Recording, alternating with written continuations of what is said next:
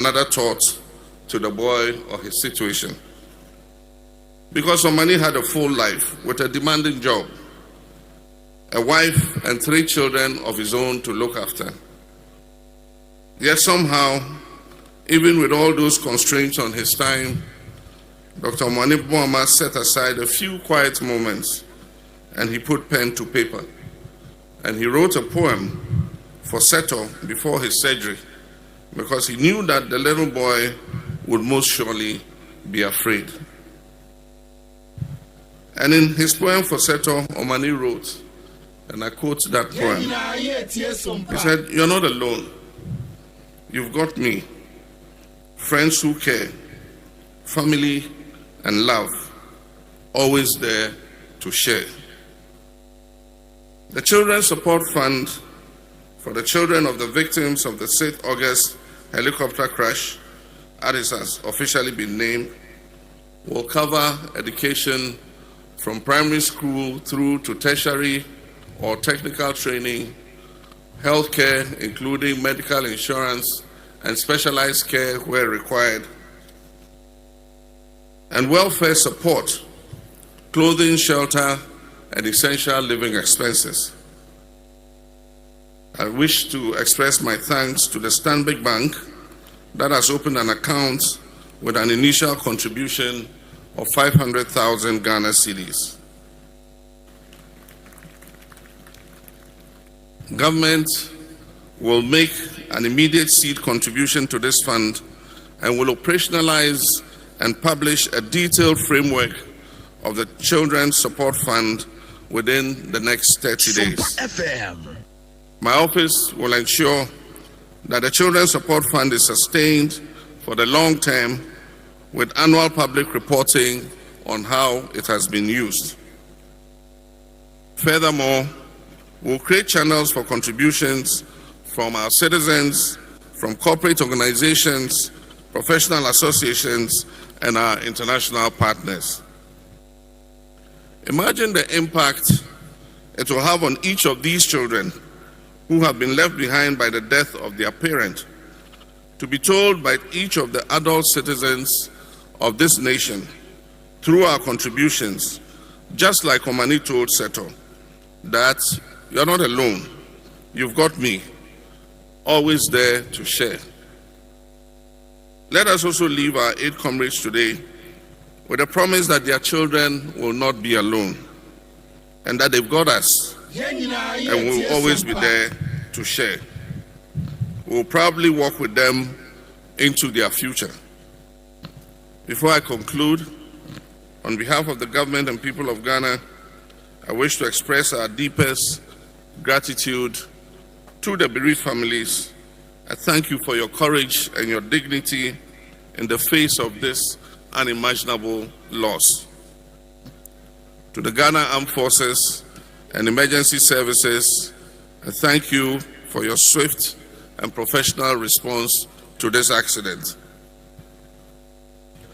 To our religious leaders and our traditional authorities, to our members of the diplomatic corps, civil society, and citizens who are the very pillars of this nation, I say thank you for praying with us, for comforting the families, and for offering every form of support to ensure that we made it through the darkest days of this tragedy.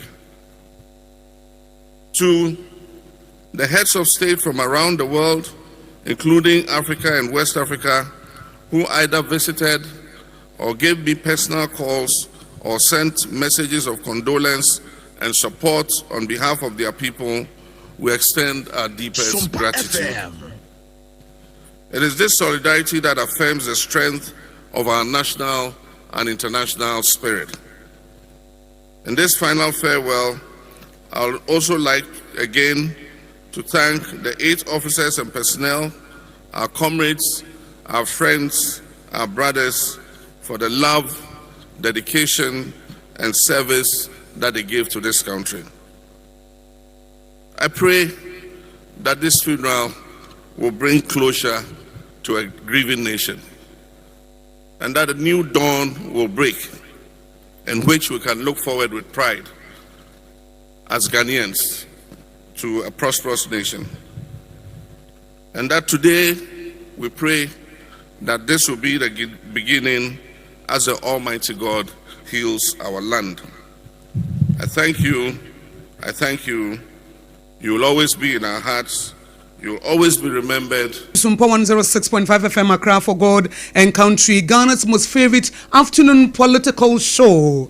Yefremi Akusua Gwoboju betimi Yefremi Akusua Nshira na wiye metinam Ediama Professor Kobla Abochi for God and Country. And ye Saturday Emma the country Ghana. Ya my Ghana or my Ghana motherland Ghana. Ya wo ohaw ene atete ene abinidiem. And efra no pabesi sabre Black Star Square. Ya areho nko a ene egusu yenwie empanifo eguso na ebra associated for God and Country, your best afternoon social political show. Your day Ebremo and the day. Your friend Yakusia Guabo, you between your friend Yakusia Shasa, make I meet them. I'm a Professor Kobla Abochi. You mediano, your friend of For God and Country. I was SOMPA 106.5 FM Accra. Now, make I say For God and Country, you median, you make Kuebo Chidom. I'm here, dear Sumubi, a 21st clinic. I'm here, sciatica originator, sciatica pace setter, sciatica commandant, and a sciatica researcher. Womakan Webri Pemono 21st clinic mechechemu amama hunie womo sanso na RSYD Novici Studios womo nso so eka ho eboye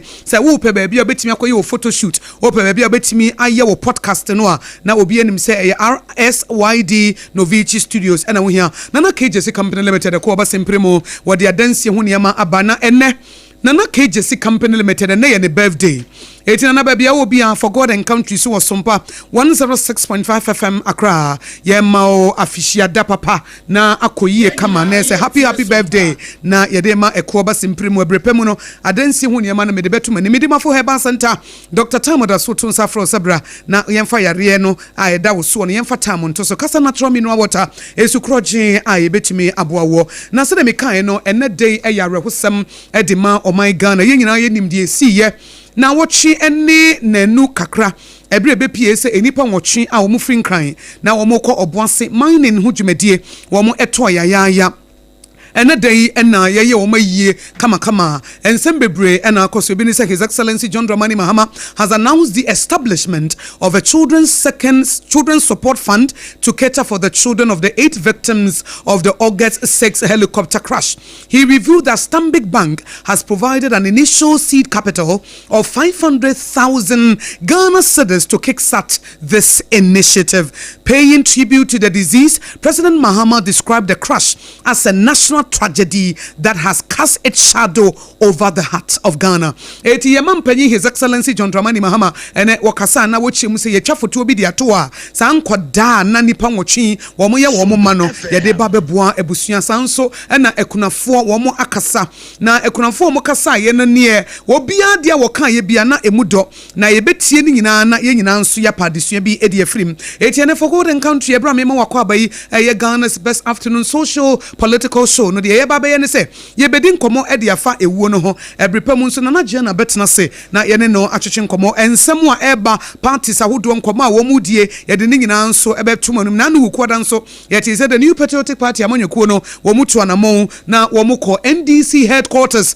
na wo mu ne wo mu chairman ekohia ye General Mosquito ene mpanifo Justin Kodia Frimpon ne dia badwafo no wanim ye de ho asem nyina nso ebebramo ewo ene dwumadie no so nti se de miri kankan ene ye arehosem kese ene ye sere enye ye ene ye didi enye ye efisa o my Ghana nyina ena adane ebutuo na say wo His Excellency John Dramani Mahama ensema hodo wodi etu dwa no ye be dissect ye be integrate ye be di honkomo na etimi abo widows ne nsemo a wo mo di tu dwa no nso ye be di honkomo nemom ansa na ye beto aso bia yenkotie tributor the wife of Sergeant Ernest Adumensa wodi tu dwa ebra na state funeral for our fallen heroes na kosomoma yenkotie wono no de ne ba na me di nchechemu no ma ne nkomo bia no ye de ato na afenso Patrick mama na kwaba.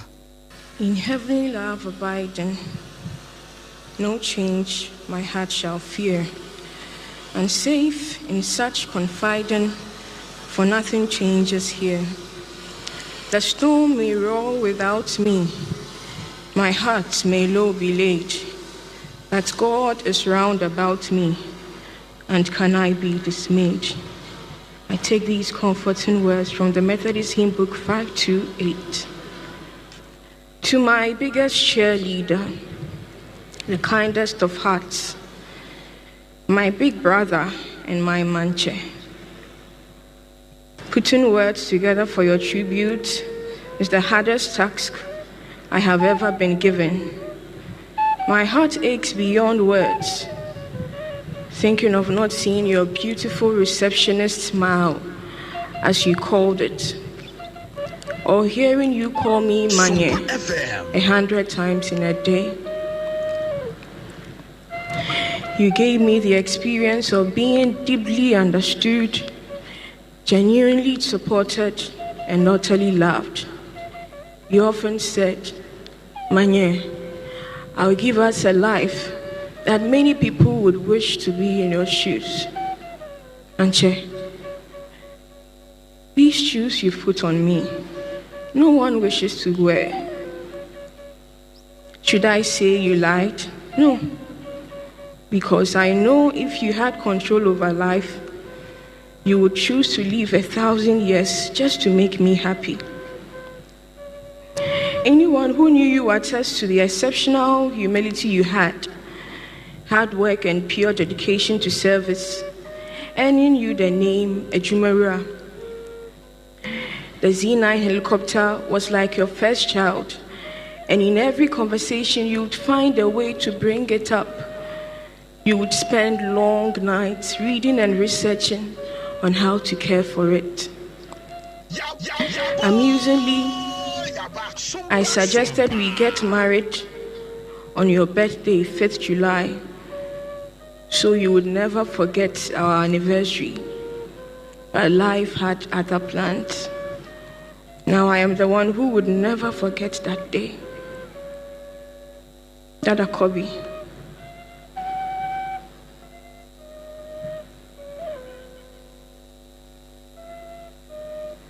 What would I do with all these memories that lay so fresh in my heart and mind?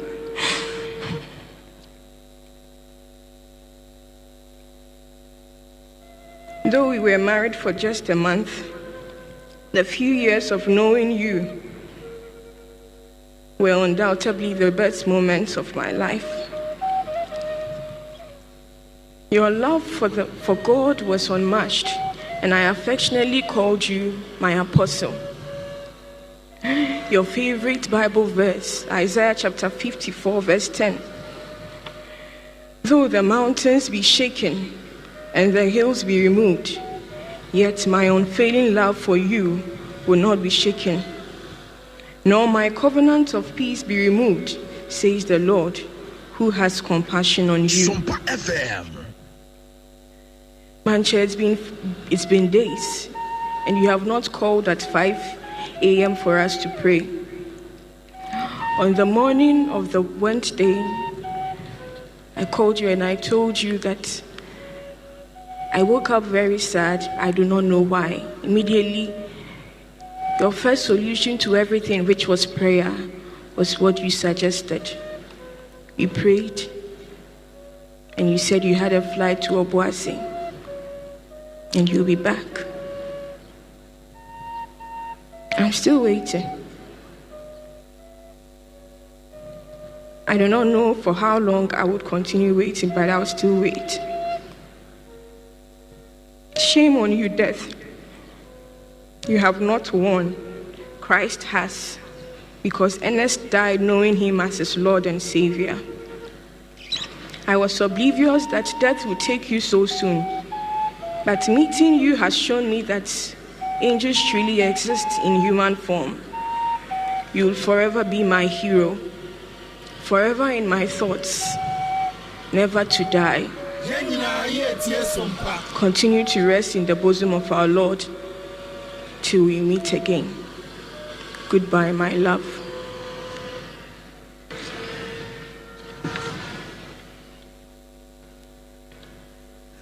For a tribute by the wife of Sergeant Ernest Adumensa and day Blaster Square Ebra Emuno Edisi Hono Beka ni kunu ho asem. Oni ni kunu ware bosome pe 1 month pepepe, according to the in-laws kra no spending only 1 week with her.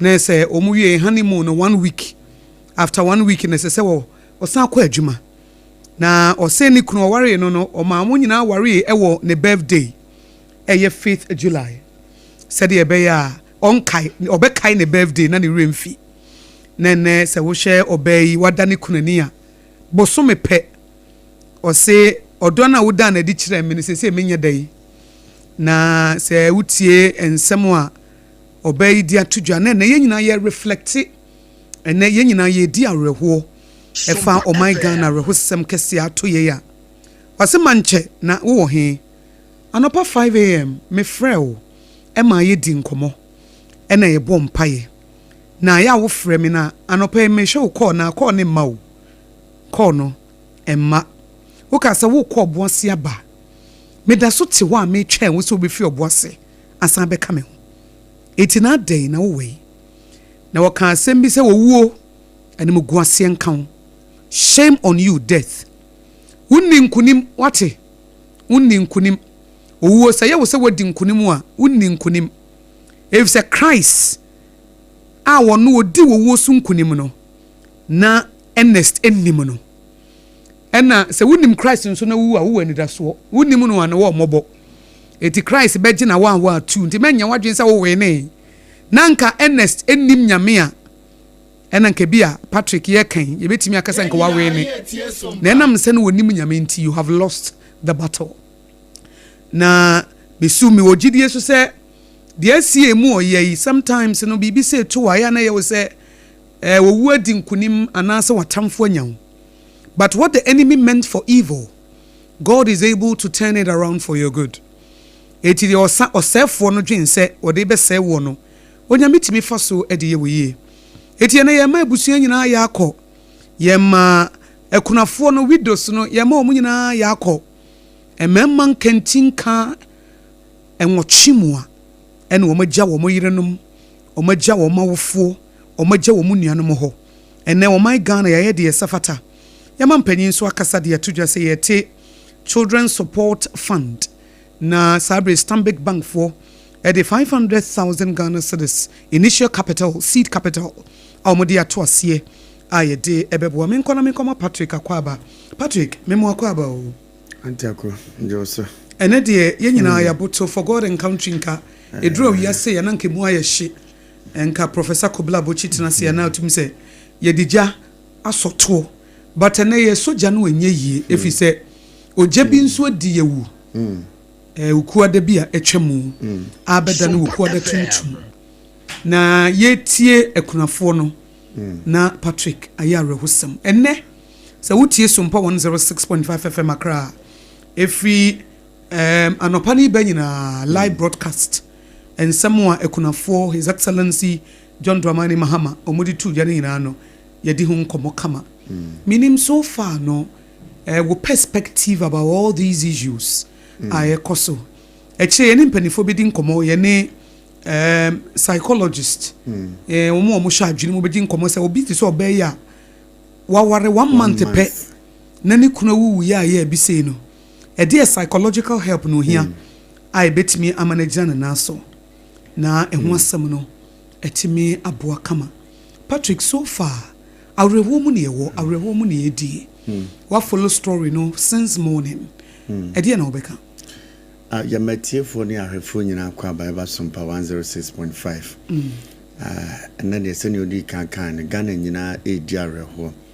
na antiako ne ekoba ne ekoba ni esi nyina no ade ba ko pe na e kire me se onipa dasani wo ho a anamo biara obetu bia na fa se nyankoponsa at every point in time every step anamo biara obetu bia no fa se nyankoponsa. That is why the Bible can say bompaye ebra wo mre because unim da bibi ebetimi ato yeah we are very vulnerable to everything at any time bibi abetimi esi bia betimi esi anytime enti na wo sori anopa wo da nyame ase ukotu ka badwuma da nyame ase wo nam kwa so na wo ba ne da nyame ase wo bedru adwuma masomdwe da nyame ase Yankopon ase wo start bibia da nyame ase da Yankopon ase in every circumstance. And Patrick, I did back on some of who say, where am I in dada, but I remind you. That's right. The mortality. That's right. Of the human life. And you don't know when you will be called home. Unim die befro. Enti say, as I say, we are well prepared. That's right. We mama who say, as small can say, yes, to be better say, before no. War patch, let's say, or wo bet me a foul say, before. That's right. Or wo, a bet me a foul say, before. If you say, a bro or more corner. So we shall Dr. Manebuama, a bro would helicopter, no shot at the future. White. Na o man and sasu ya na onim se wo kwaba enti said ye di hun komo no nyame betimi afro anytime at any time. Life is full of uncertainties and unpredictability and yama unpredicted etimi esi enti eye asam kese ena atso o manmu ni nyina na ato abusua ye de Patrick e betimi aka ni eja ato ade achia ni akodi ye fufu but omo ye close to the family e beti say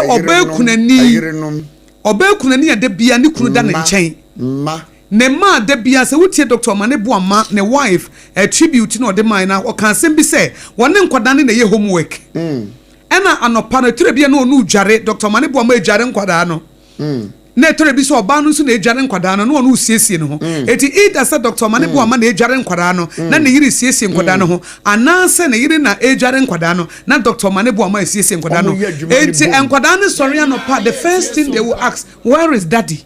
Oh my goodness. The first thing they did kan on bebusa na say, where is daddy? Daddy way. Daddy way because me tuwe mi wokunu say otu kwan a nkwada no nya sorry anopa, where is daddy? Mommy, daddy way. That's the first question on bebusa. And sometimes also otu kwan obeba da be so obeba nwure na so obeba chima. Eti we di akwada ne busa say, where is daddy? Edi na obeka answer be na ode be ma akwada na obenya ntiase. Eti wo say ni mo ni we dey, oh daddy etu kwan because so I won't be man more details but this child will keep asking daddy way na say daddy can so okwa adwuma way mami me who that just say enkwada ne kra no torment mo de be ma wo no torment mo de be ma wo no and it is not intentional. But the onim ni say me ne daddy ne wo fia daddy ne mami ne wo fia every day and daddy nso anopa bia wo dware me and daddy every adwuma ba oni me be ye homework eti adenti na me hu daddy bia say daddy enya visible wo fia ha fine Monday me hu no metiase Tuesday me hu no metiase Wednesday me hu no metiase Thursday me hu no metiase but 1 week aba it's most a week 1 month nso aba a whole year aba. Mommy, what are you saying to me? What are you saying to me? Eti maame no kra de yes I see a bomb paye ma widows no pa fi say enkwada they will keep asking. They want to find out. Enti wo de every day na make say ye de o man no ye kai kakra kra ye rebe fi. Obi be so de china meme de bi kwa yie bi ko didi. Na you kra so bi kra ko. Ai esa. Ko pe fufu bi. E bia edi kra. Enti no na onu nipa no wo ye ne dey. Enti eyawre husam kese papa na eni ebedin community through say wo share Sergeant NS Adomensa no a or worry just a month 1 month bosome pe now was spending only 1 week with his wife oba we edi na betimi aka kire abalwa we pass yam penkrofo antena ne nchen ancha I was see a penkrofo tena ne nchen because any more be feminine psychological trauma my wedding 1 month minimi kunit na 1 week ye di honeymoon na we me kwa adwuma ba after 1 week in the meeting in kind phone so probably video calls WhatsApp adaroma na internet adaroma video calls na me hu me kunanim na wo kunu ka che o se wa ma fe na wo ka se wa fe na ne wo kọ ebe ye wo se daye no ebeye wo sadaye ya etinchen no ye hu the impact of the sin of the woman but onu na ade na to no wo mo yire nom ne wo mo ma na bi ti say Dr. Manebuama ne pa ne ma me baba ko pe no ne baba ma ba ko pɛ no no asɛm ne si yɛ ne yɛyi na firi fie ɛdina kɔ baabi foforɔ te sɛ maame na yɛ they will feel the pain for a very long time. They will feel the pain for a very long time. Or ya would dear ne be watch and I make say nkwadano move fie no kra no. Or amubusa nkwadaya o mabai Gen Z children o mubebusa questions o mubebusa questions o mubebusa de bi o bebusa ne papa akira kwan e dey answer and I would be man nti na ye ka say videos ni benin nyema bi adida internet we need to delete all of them, take them off especially the child bodies. Exactly. From hono so we share mu na shi ye no a we need to take them out as I say ni kwanse e ma akoda bi ani koboso say wo behu se ne papa ahia da ne nso ana ne papa na ahia da hoya as waye bidie eni kwanse ye hu bi kra wo internet ne so and I know say empanifo a wo eye National Communication Authority Ministry of Communication ni ade no wo tumi a wo timi de ye bi etisa and Ministry of Information and digitalization said they have access betimi delete all these photos every the internet now also so will be your phone so make sure say we be delete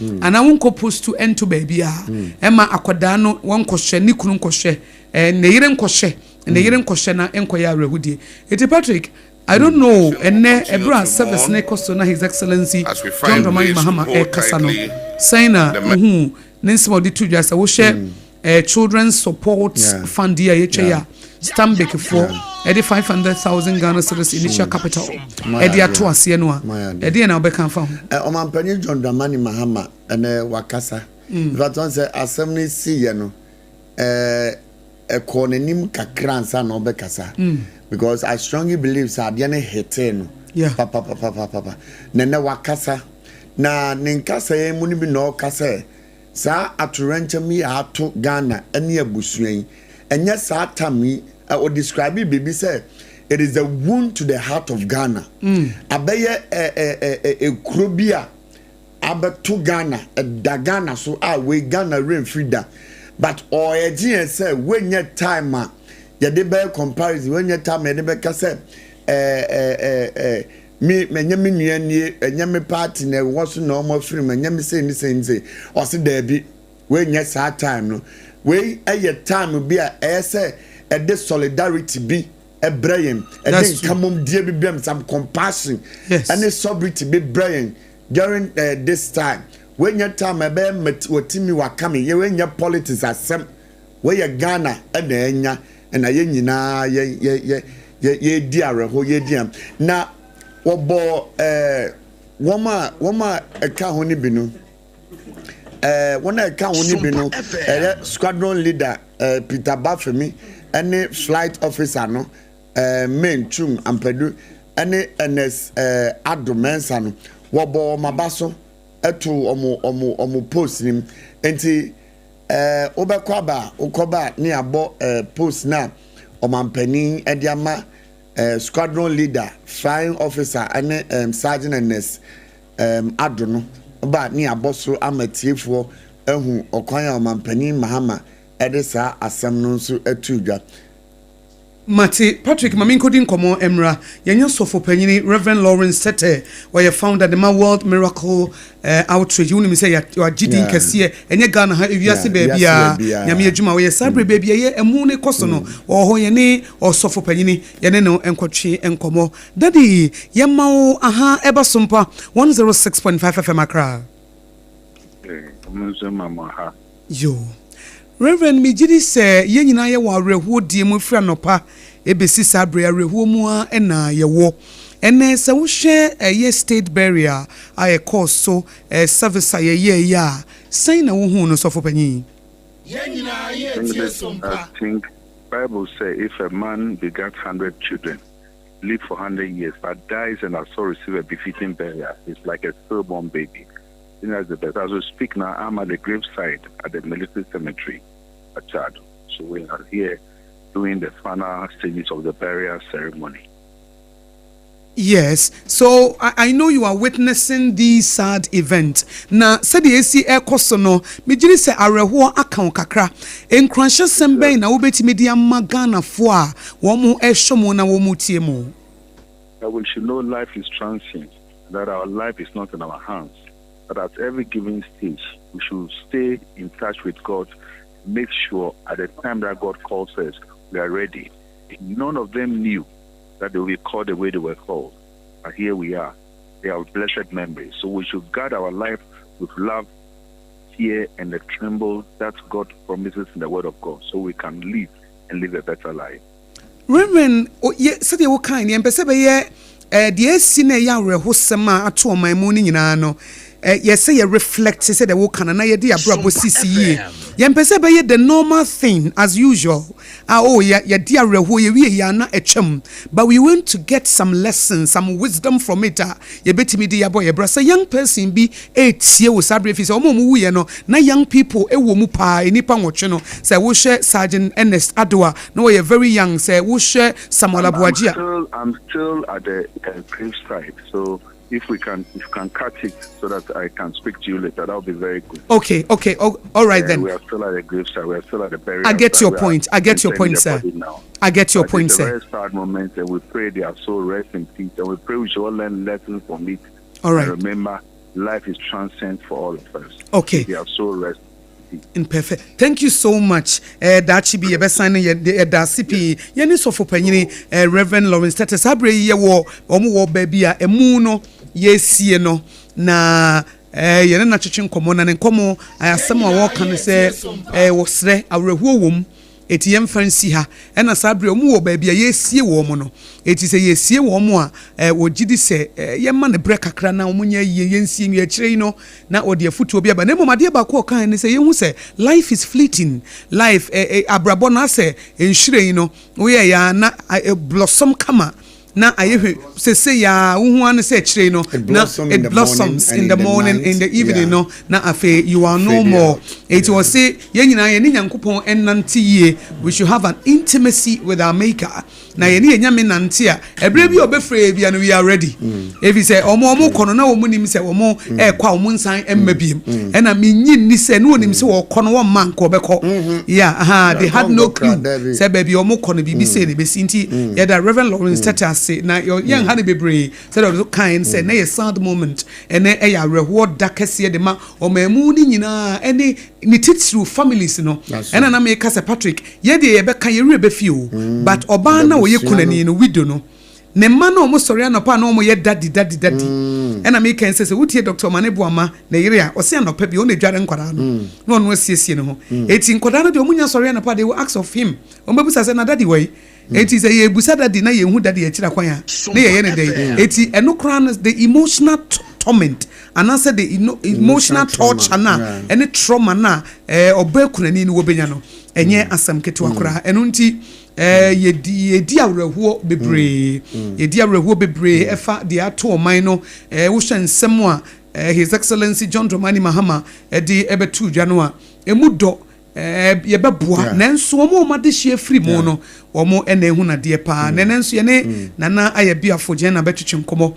oye nkoso hene Sanso life coach wo dumesu anti ene ye bepa desua bebre fi se eba in a lot of questions enipa bebre busa bebre ebi mo se oyen hunu na ye hu ye na bibi wo hanke ye betimi ayede esi ano kwan ana bibi sa possibility bi sa wo ho a bi ti say tragedy bi say na say disaster and na say evil bi ba wo betimi esi ano kwan ana enkofo bebre bi say bebre aye confused chese religion ni nyina including Islam Christians obia busa chese obia pe answers any ade efa de esi no eho eti Patrick for our last perspective my na went to just say onipa wo ho adonipa donipa na bunipa na fa wa kwan se Nyankopon sa so can kind Psalm 90 verse 12 now or say mame hunu ye na kane sane tie na ye nyanyansa koma ma ye hu ye na aka sane tie na ye nyanyansa akoma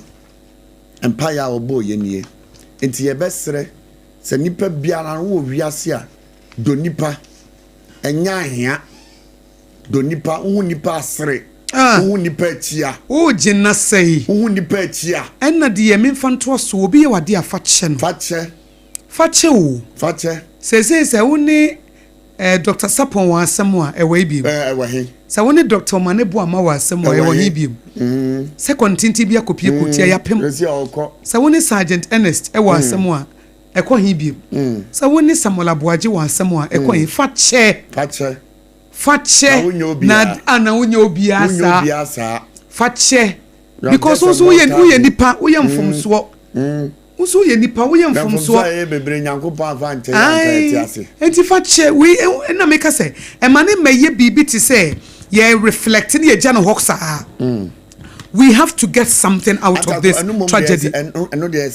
Oh yes. Me ma ne mecham say arehu na we go back to the same normal regimen no ese say ye nya adusua bi free mu na abusua no wo hokra o mo ani areho sa ese nya bibi di si o sa monument bi ade si ho na abusua wo hokra na wonni areho wo kai a wonni areho in as much as on be kai say mri bi ati say ye nipa bi a ye don pa free mu but esan ye ma ona ne nti no ye rekura ho biem esan say mo do odo ene ye ade we amaye enti we ye nka ne tra enya ho ye be koso aka sa kopem say busua pansa president so mate children support fund ato ho e dia ma enkwada no na abusuafo no nso ebiti se Dr. Manebu ama ne ma me ba bema ba kopɛ ne ma me bema ba kopɛ abrewa eti bibi se no this woman ye som na ye bo abusua no wo san kwan no so se de be ya o mu betimi de o manam asisi ye enti Patrick ne de every ukwada esi ye ne besi ne no awrahuo mu a ene ewo awrahuo mu a ene ewo a da bia asem ne betopono so a na wotete the details no kura na de awrahuo ba mo ebra ye te Sergeant Ernest Adodie yi ne yere ne kan say omo ware for just 1 month imagine my year wedding the tribute in the awrahuo na awrahuo na onya akukuduro nso utim na eduru akire na ayedin ebra na wo kasa na eduru akire no na ayedin pa e na wodi ono so de no kra so eto nchen na wo His Excellency John Dramani Mahama de no a sa nso e na Mrs. Rita Omane Boama ono so de na awraho papa ensem o ka de fa ni kunu ho o se de bia ne kuru busa ne se ti asem o se Dr. Omane Boama busa ne se Abena Rita, what will you do when I am not around? Osi no tabusa no. Ede na wo be ye se meni ho bie mu a. Wow. Osi I never answered you until today. I don't have an answer. Afina answer no Osi answer no kura ni ho. Asem na pusu na afin wati asem no han. Eti osi minim de na metimi abusa wo. Mini anu ye besi nempo no a he is no more. Mini anu ye bia. And Osei, she described the late defense minister as a loving and perfect father who balanced his demanding career as a medical doctor and a politician with his family life. So even though say no a politician no, now was also a medical doctor no, now we combine this adwumani na eye ne pepe. Responsibility now. There be Osei offering Kofi B. Osei Kofi B. Thank you for loving me. Thank you for loving the children. Thank you for loving my family and all who came to know you. Rest in power, my love. Or say, I will, with God's help, take care of mommy and our 3 kids. Knowing you will be looking down on us from the heavens. Or say, despite your busy schedule, you either bath the children every morning or dress them while I bath them. You were their favorite teacher, knowing their syllabus back to back and making time for both study and play. Enti or how kesiye woni nkwada ne di agro ne omo ye homework o jare wo mo na osiesie wo mo ho na enne oni ho a na me kan say ye de ye be ka na omo na omo ben wo mo no wo mo na omo beti ne emu ya pa eyi na yenko na obuase na yenne ye maame Honorable Fostilove oye MC oboase na ye ne twetwe nkomo ha na ono nso ye honorable minim say ye wa yie memu adwo oba sompa 106.5 FM me dear yo enne na ye yie enne enna bibia koye na ye nua boaje mse Samuel Aboaje woni ne kasa ye twato ansana de ebesi na ye kai ni obetimi aka kai ye ensem we twato adachi bi woto na wo kai ni bia obetimi di akae no Abuaje honorable Abuaje the couple funny currency ye meneno na 2020 elections ono no tina wo Obuasi is Sumi Jinai ewo Obuasi workers parliamentary candidate 2024 meneno na assign ekoye ojina wo east and I'm Sumi Jinai wo west only the Yankupa Adum onyaye na Jansan some ba ho na Sompa FM adi a metumi akae wa Abuaje ho my friend a little mafia in a sense that one Abuaje brade ho on kasa on bie na no wo be wana sa wo betu wani no no de code da Abuaje enipa ade abakwa meta ade akae no ye one ne di nkomo 1 2 3 wo say ayire o ye no nadmo coordinator Abuaje say mabua near develop your Obuasi both west and east na yet to me at the Abua ama His Excellency John Dramani Mahama and Yaji or such a gentle soul a woman say or perceive dear Abuaje Jovia Abuaje or yes reserve type on it there but when it comes to the number for and now will be our Nimuna or three just because I make car she that meka ka ono bo wonim Abuaje no na wo yere they who Abuaje no and no in a private life man when they but in a private life and I don't want to go there Matias pa ono bo sabre ya busua jam na omanmu ni nyina ye jam no edi nkranhya sem na wo de bema ne titu NDC for de molusu papa evise mpanifo no wo mutimu nyina ye party mpanifo kuku dam na wo mo esom eni party etitafo asem na wo de bema wo mo na awie the America no NNS the America no NNS onyankopon emfa ne kra ensieye Doctor Sapon, Omunina, Doctor Maneboama, Omunina, no almost some Ghana, and at Torrente Mubaye. Yankupon for Mukrency, Omo Assistant Papa, a Busia Omuja, where children, when Yankupon and Bomuna, who bind, and my own Shagana, so young yes, so answer your so, and my.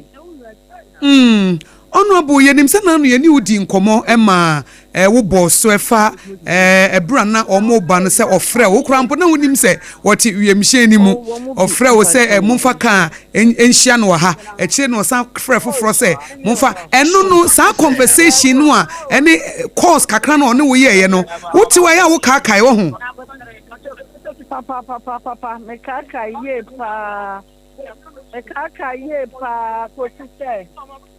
What is say? Pojina ayi airstrip.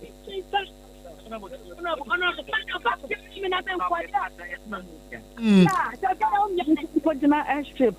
Pojina Ofori Stadium. Pojina ayi your friend is saying sports stadium.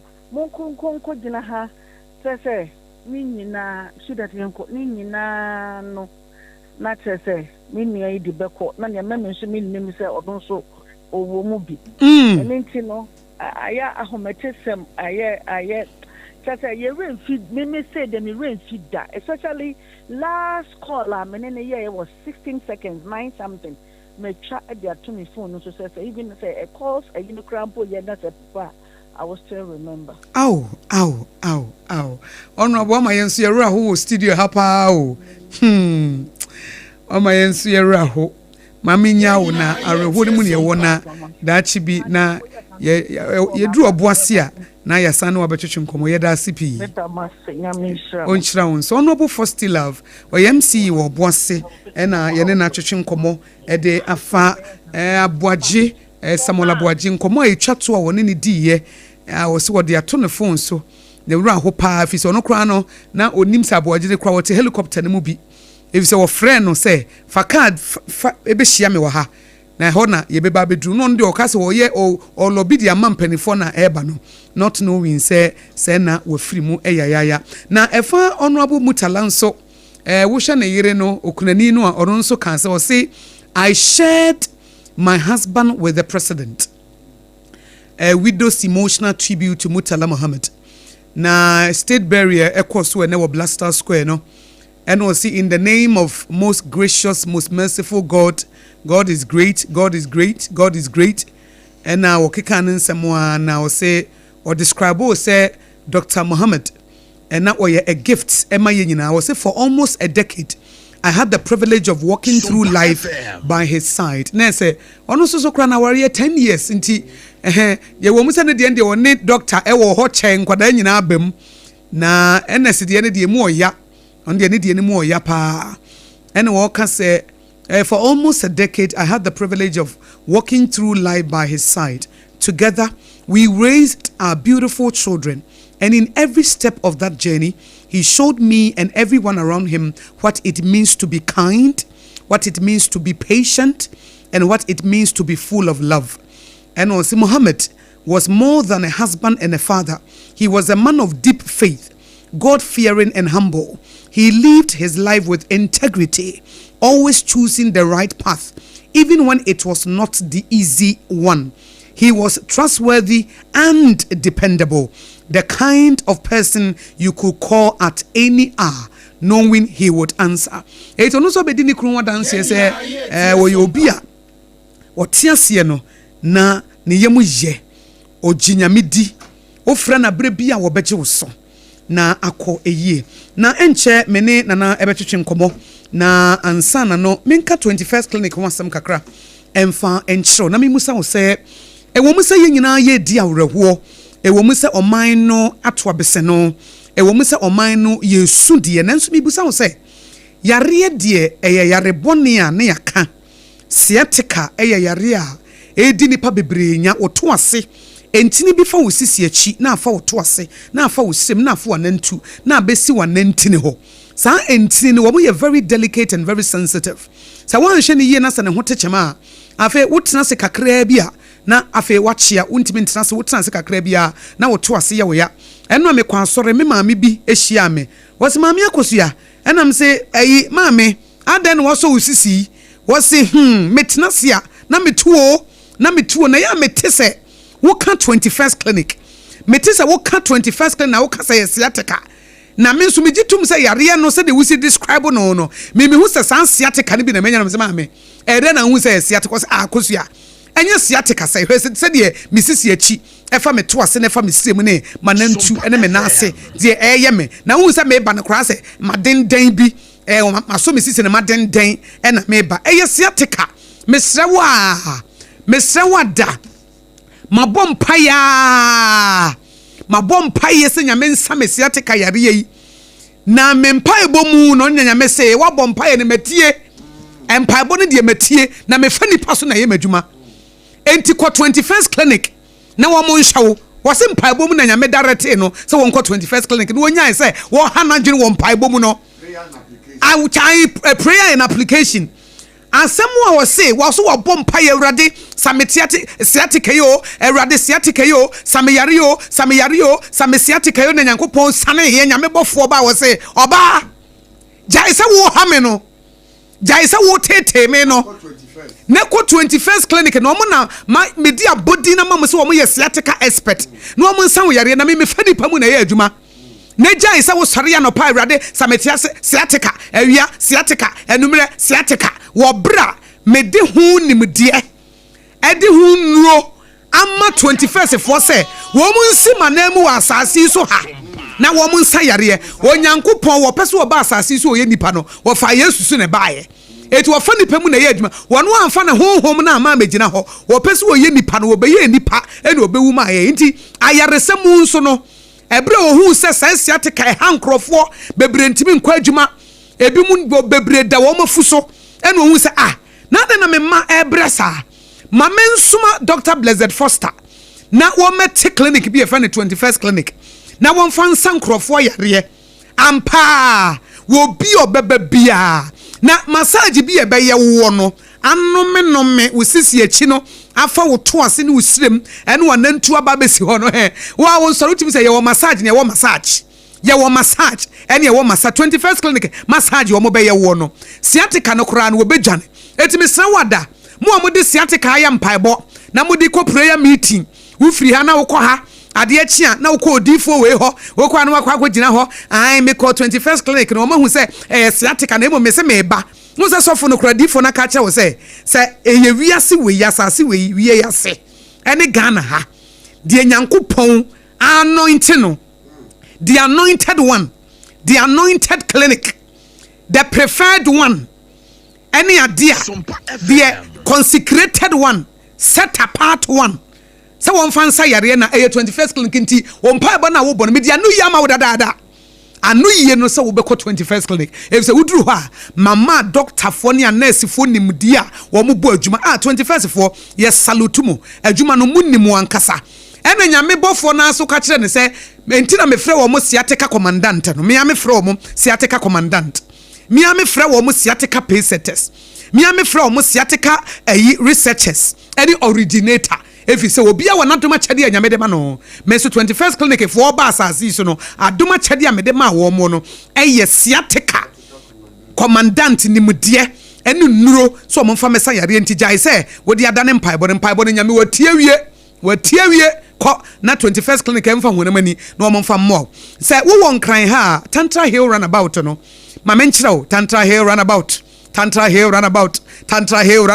yeah 21st clinic Tantra Hill runabout 21st clinic here Tantra Hill say wo free cycle bana be fa chimota mo animu ha no a wo say wo fro akọ Tantra Hill runabout no won sani fa so ben na keje sikura wo bie ne branch bi wo ho ehwa na 21st clinic wo kone ko wura ho na yensa wo yare efise nyame wo de wanu yie no abadadaada na mo nsusu a mo wo amasaman na mo ba onsu ya bedu Tantra Hill runabout no wo nsa bonkum so eti eye simple ehɔ no wo se ne signboard kese esi ho na wonso so mo tematemafo Roma ya safo ne nchen hwa na ye wo na se wo kaso afo 21st clinic chiachia mo ye wo obom kwan so new market ho kumasefo ehwa overseas wonsa Sompa eye number 1 radio station in Ashanti region eye Sompa 93.1 FM ye headquarters na wo ho no wo mo dan no amu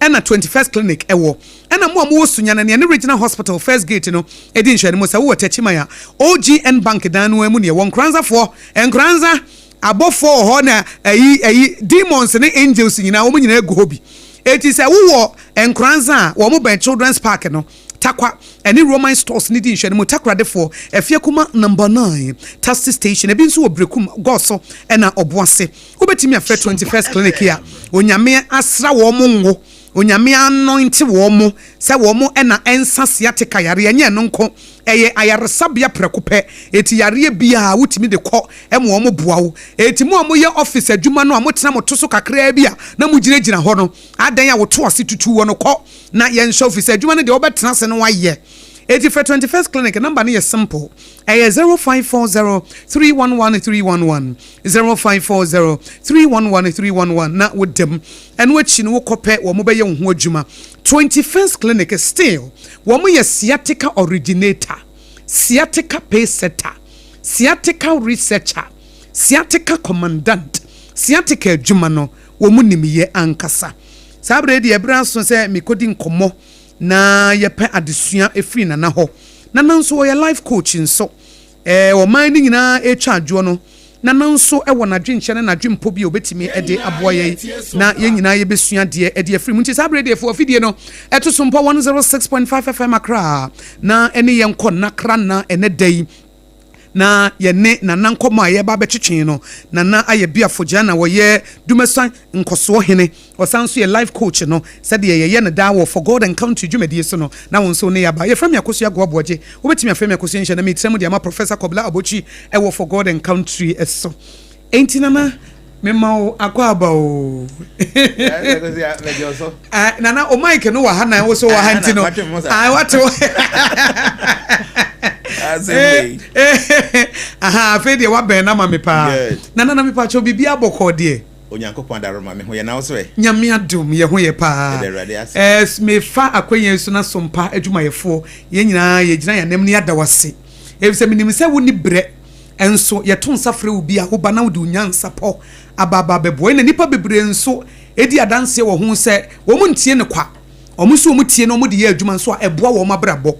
Efise obi ehia atene ena na nipa bebre wo ho a ba bia ye wo ne to ye no obi wa wanyi obi ama na ntene no eti abrabo no odi ne ti na numu ena wanumu a na odi anyini eti se wanya panyi bi ankasa amfa nyansa bi amfa nto ne tirimu a de wotete firi nkwada ho no eno a na ode bebo ne bra na ode nenam ho saa na odi anyini eti bu so be a lot of mistakes eti bra wanya bi a ne 50s no and then the 60s na fe wo hwe na chi a e full of regret o say had I known na kana minnimu a eti na ye de wo say emabuno no wo ma ho kwan na nyame fa wo so na wo de nchekere no eba e so obi anso a wo de ebe ye adwuma no transformation ba ensesa eba na brabom eti yesanso mo akwa aba. Thank you very much. That's it. Nana oman ni su oman no esi epini oman ni di awreho ebre ben na wotiye se helicopter crash bi asi e wo Ghana na wo henso.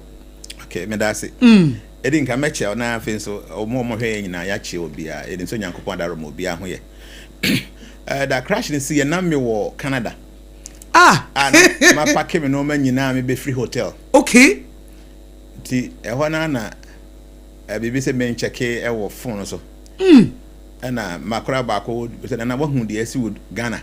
Na wo paki oniema wo na wo ba Ghana na so wa paki oniema o ba na me ba Ghana anti wa paki oniema wi a wo be free hotel room a free Canada na wa be de wo ye na so wo check wo phone nti me hu message say na check on social media what is happening nti wada na me ko nti message e ba nyina na say accident dey see wo Ghana ya pa yi nti na me twen say ka ba be family nti me tena o twen kakra nti anche na me hu videos bia Name looking nice.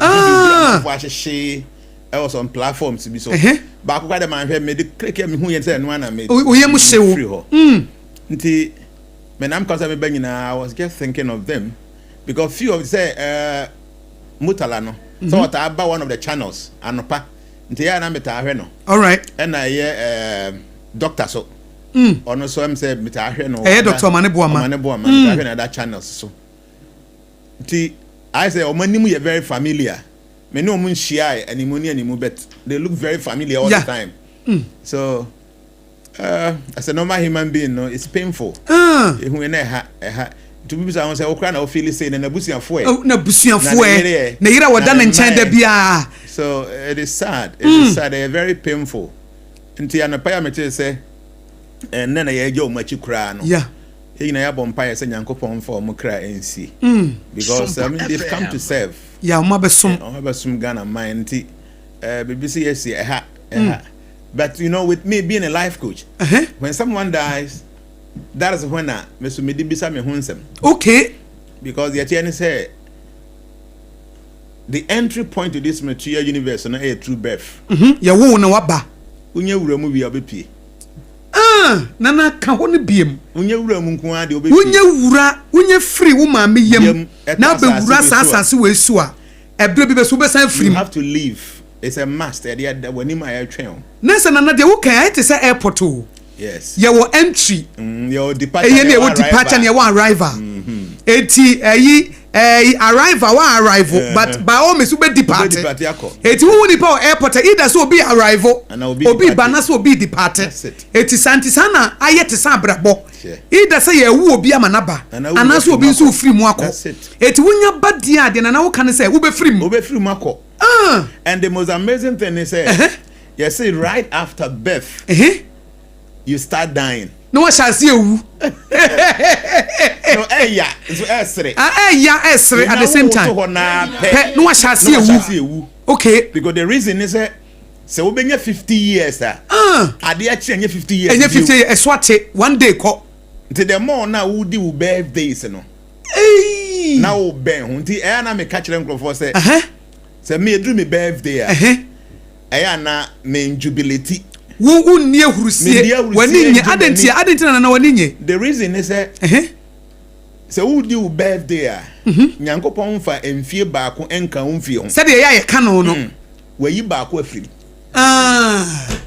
ampa wayi baako afrim baako na yi afrim ya banka ho nyame de mfie aka me mfie oda bi wayi baako afrim eye wrong that is the point so we sober now bisa ho say to say nyame ma me 50 years and I feel me 48 years it means I got two so who is ana on your birthday no obey reserved yeah now wunye dede enya fe na besa wo ye party da bi afe na wo be reflecting more reflecting no be sound in a very sober mind they say it is a 50 years na me one as say manya 48 I can't and it na say 2 years in the bar what is going to happen so my bob brabia say if there's any afterlife may what any opportunity be ana so on my birthday what I do is say I do fast me fast at least up to 12 o'clock. Wow. The 12 no so the next thing I do is say before I break my fast I find some gifts na me dey check now dey check okay because the reason is say obi bia no obi hia blessings obi hia nshira the best day and the most important day obi hia nshira pa ya okrada da ya wo your birthday no da ya wo na won ade bi obi adru ni birthday now send a message and me gift to him I'm a gift to him ampa but ade atwone kan sembi o se enhira wo omamu sin oje enhira wo omamu esen oje de ode ma no nhira onye nhira bebre esen de wo oje no and into you be our birthday na wo hia nhira dodo afiri nyankopon anim na se wo expect am for ma wo gift omo teki wo nhira bom na mo ya ma wo nhira this is nana we there hey mami am kasa me repeat ma nana wo say oma mu say the bible no crack no yes e wo nhira sen wo gie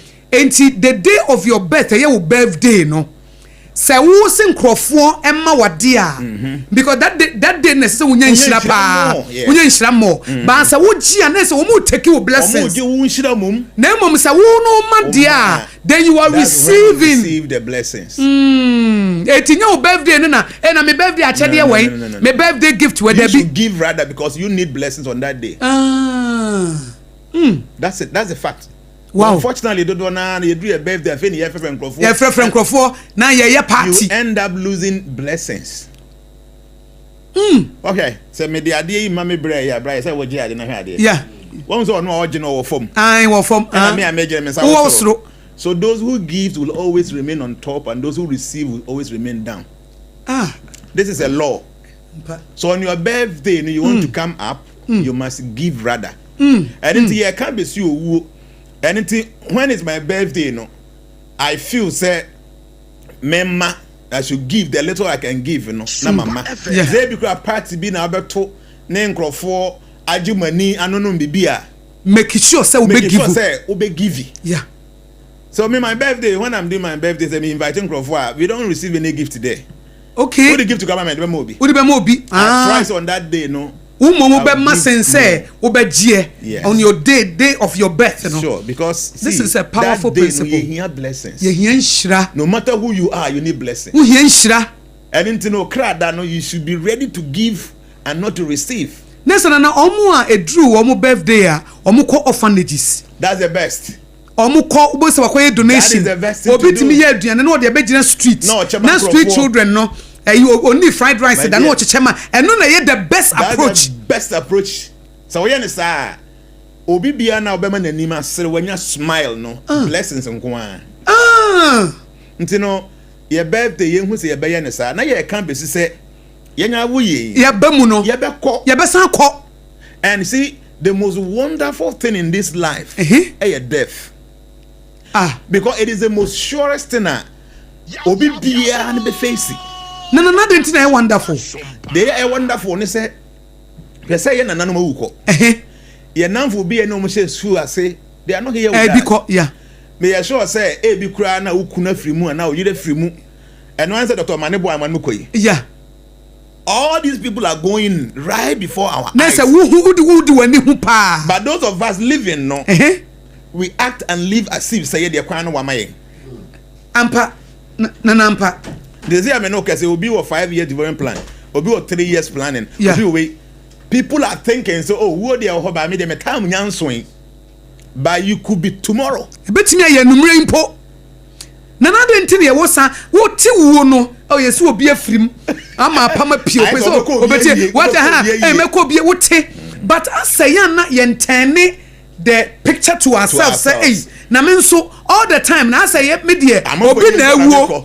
But me kind say one journalist be no one of the media houses. No yeah afternoon political show say ya ofrim. Sure.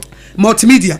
Ofrim no na Alhaji Bature na oye newspaper editor. Sure. And okoye na okọ sign the book of condolence no. Ti Alhaji Bature ti ho papa and no throw book on nyina oh Alhaji Bature nso akọ throw the book of condolence papa ni eyi no no so the book of condolence at all. But why sign? Okọ sign ne die wie no papa ya wan ye tese wono susu ne fie sa wa ye dey wa collapse you say dey do hospital wawu say wo sign wo bi die no papa no sign wono so no die. Tina ya say owu the most wonderful thing. Na me papa wonderful no wonderful now you see na. That's the man ya wonderful no even though it is happening around us every now and then. Si wo etwa ye ho we hia. don't seem to pay attention say yanka say yatam ya so. E man ya nwanwa. Na fene Matthias here. Nwanwa say you wonderful thing because na wadamfo bi ko is around us. Say you say we dey nyenu so. We dey no animu. Ba woni be bi hwade. Iti onana. Say the nipa ye tie no we don't die actually. Okay. Yes. Yenwu ohun. We don't. E dey na tuye. The reason is say one say obi am person obi nobody wants to die. Because in actuality no we don't die. It is only our body that dies. Nipadua na ewu. But because many of us have identified the body to be us, no, and until na yehu say ebewu. Enye sa ka nipa nwu. Na sa na de wo kan say nipadua na ewu. Nipadua na ewu, okra no enwu. But okra no de enwu enti ka nipa nwu. Nipa nwu. But enam say wo ya dwunim say nipa de no ani nipadua. Enti na yesuro wu. But enye no anie. No. Enye honam no na nipa no. No. Atwa nipa no pa na uso no. Okra no say Nyankopon ye Adam and Eve, Adam to ho no. Wie. So no ye hunem di oda ho. By no emotionless. Until say Nyankopon home ye nkwa home egu ni mu. The kodie ma Adam body ni be animated no the spirit of God. Onyame honhom na ekoni mu no. Ekoni mu no. Hwade o, nyame ni ahyase ni awieye. Nte ne home so eni ahyase ni awieye. Nte home a ekodua body ni mu be animated no. It has no beginning and no end. It is because of the attachment. Unnecessary attachment. Anything you should know. Those who are not attached to material things, they are not afraid of death. Said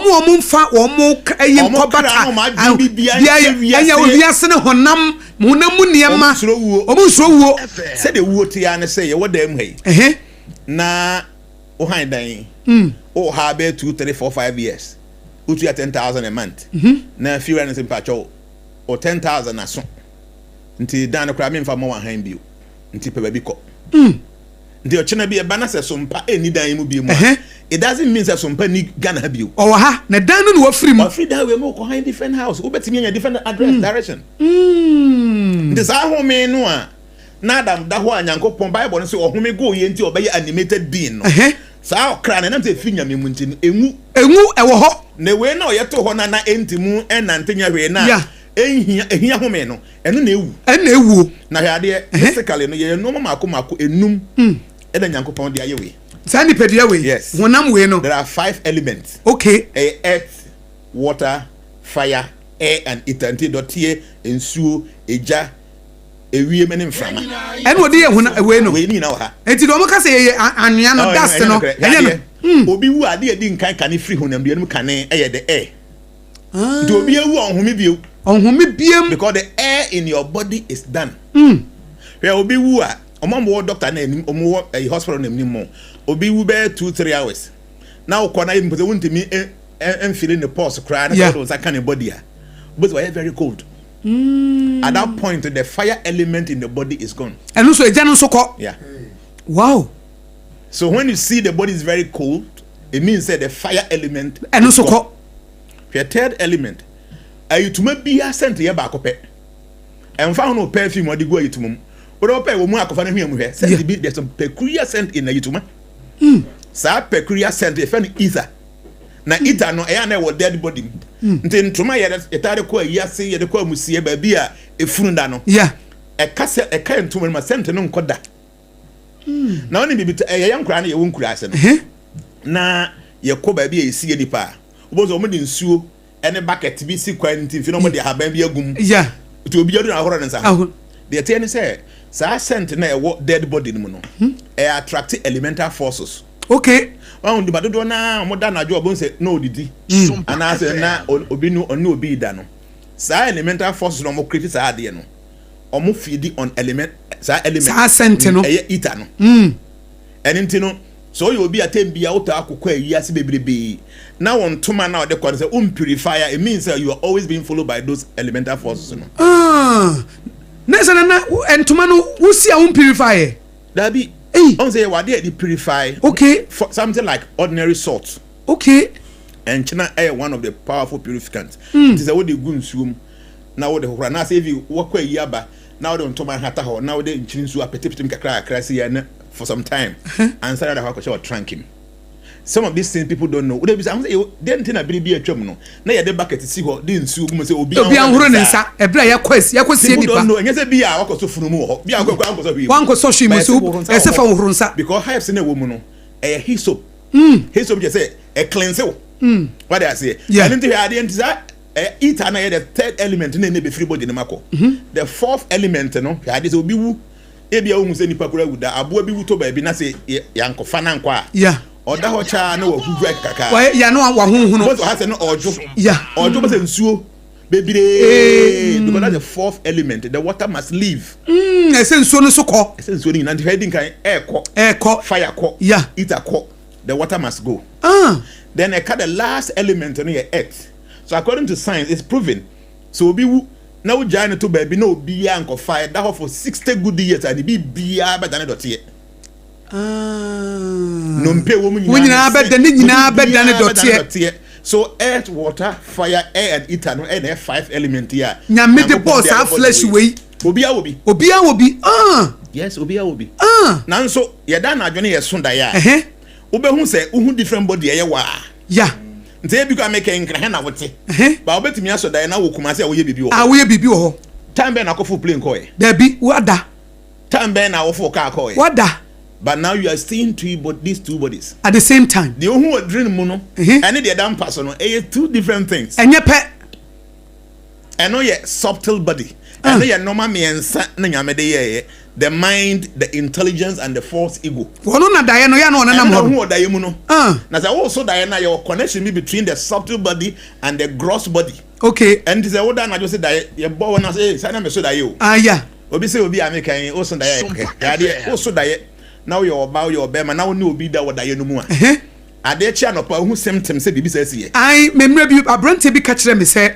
wo die we hu so obi ne na beda ba na ne ti ye na ne sima nyina gumpa no so yes ohui e na oba bi won so timi kasa ade chia otimi se ne fom na sesa so bi say hu say dey nti na ade na ye da ye na wo hu na ni so what it means is that it was actually happening not with this your gross body but with your subtle body but ade chia there must be nipadua no edanadi e kire because nipa no wen hu no wonko na ada dem ho ba wo so da wo so obi ne woda wo nu kunu dem person yeah nothing shows say be oni obi e da wompam nanso ade akye no there were some something to show until dreams nyakwa in fact from there you beba omuwe so things I want to say about omuwe Matthias dreams men fa ni agro fa ye daye ni agro it is your subtle body that is in action anytime this body goes into slumber your subtle body start to activate. Papa say wo dream na say wo hu say de okay say bi obi ne woda anasa whatever bi a wo ba bi obi abowutuo anasa eyi na saa no wo nipa wo say wo fa ne serious say take it very serious because see wo so dia enya wo dia na wo so ya enye ne be ma de boni ato okay ya de boni e ba beto na wo so nu eyi a kire wo nti you need bad dream all dreams are good because information ye dey mount wo kra na sato kra be ka kire ne say ade say wo ade de wa nti so ba bibia ye hu bibi na bibi say that when say a good situation, a bad situation, every dream is supposed to be good because won't carry. It is any bad dream. Any bad dream. Dream will be a dream. People think say you were bad dream because say what's on dying into the air man abesi. No. Idea air abesi. No information. So we will be who abeye de sin kwan ye. That said work okwa abanten no pay no be say ensu beto. Na ofa chine ye. Ensu beto untimi nya ensu say ento beto na mto kura chine ye ntino. Wonya bambo mfo. So that a dream it here. Oh, powerful.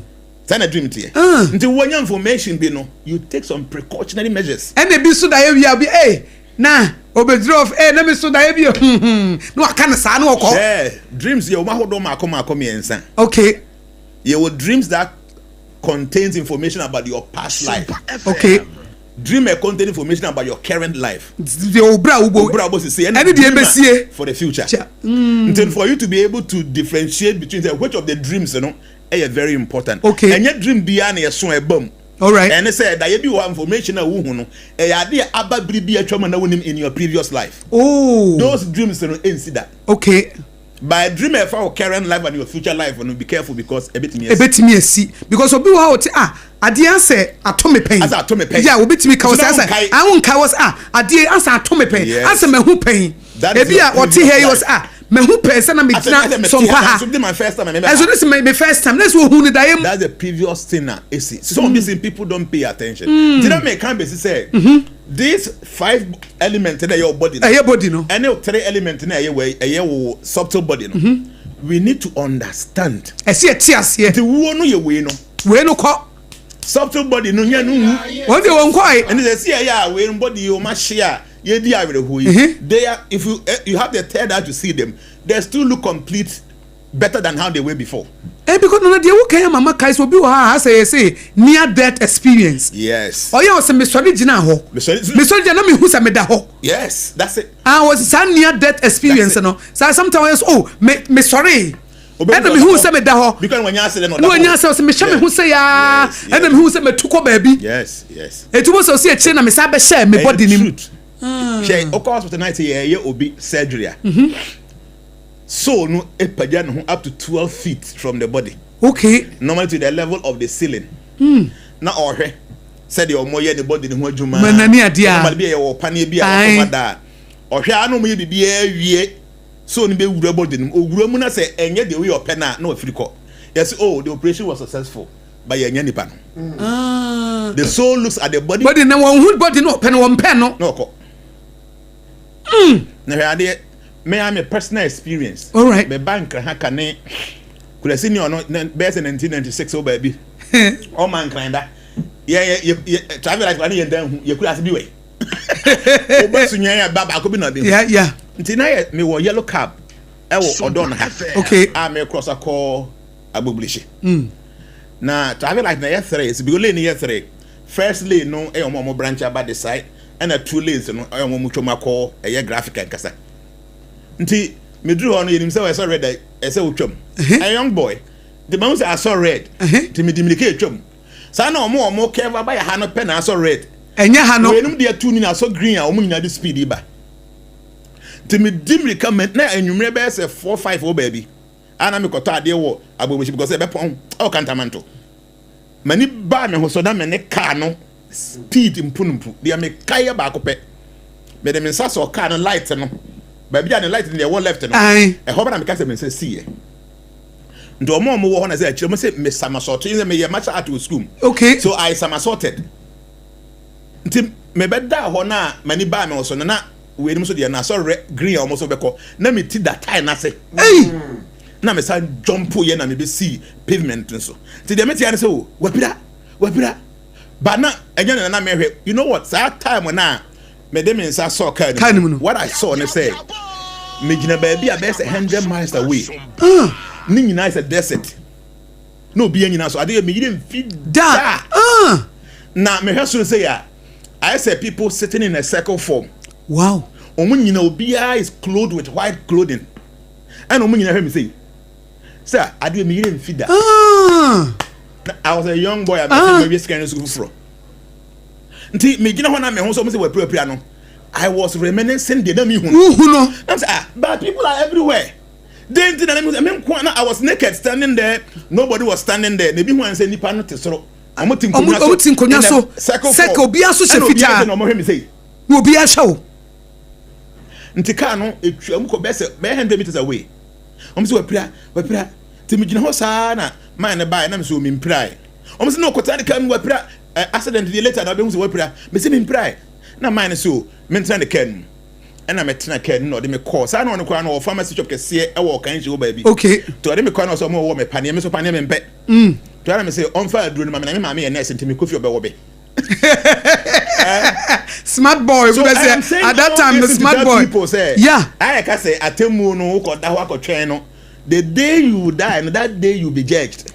Oh my dear, what I saw the later down maybe so I was under judgment. Ye be bu waten instantaneously you be judged. Na se wonya wu ye no a na watem wo na ye ready nya fe na wo ko se ba bia twen tem bia make story. Ka bia wo kai I see the view now. Bi na wu ye no. Nipa abom chenku na e wa she fita and they were looking at you. Everybody was so but they were sitting in a circle form. Na me so. Yeah. I don't know na making.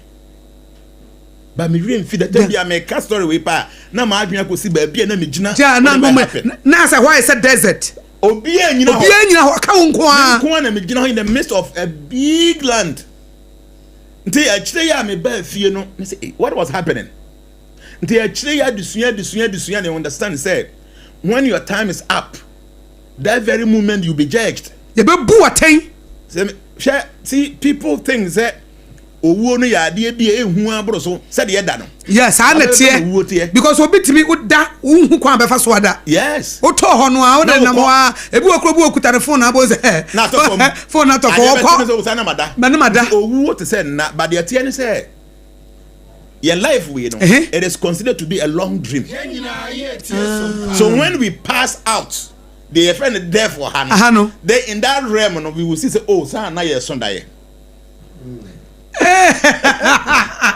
Who do see the other side no one and I be say na in time no if you do obedi wo ha no san life na obedi was say 50 years so say 60 years no say na it was a dream for those in eternity. Yes. So the best 100 years are there na be few seconds be it when we brane mu aten where you adwuma wie yes ti atemu wo ho me nua me mfa ni agoro. My personal experience, I will tell you. Yeah. Oh, it will be to me. Say, oh, who anasa, no, I can't say you don't know what you're talking about. I know what Bisa who say, Unu Kuna Dampaso. And I was Sunday, and I get to be chase you. I wanna chase you after a long time. After Ebi all show now, boop it sorry. And I man say, Adam. Yeah. Let me Suda.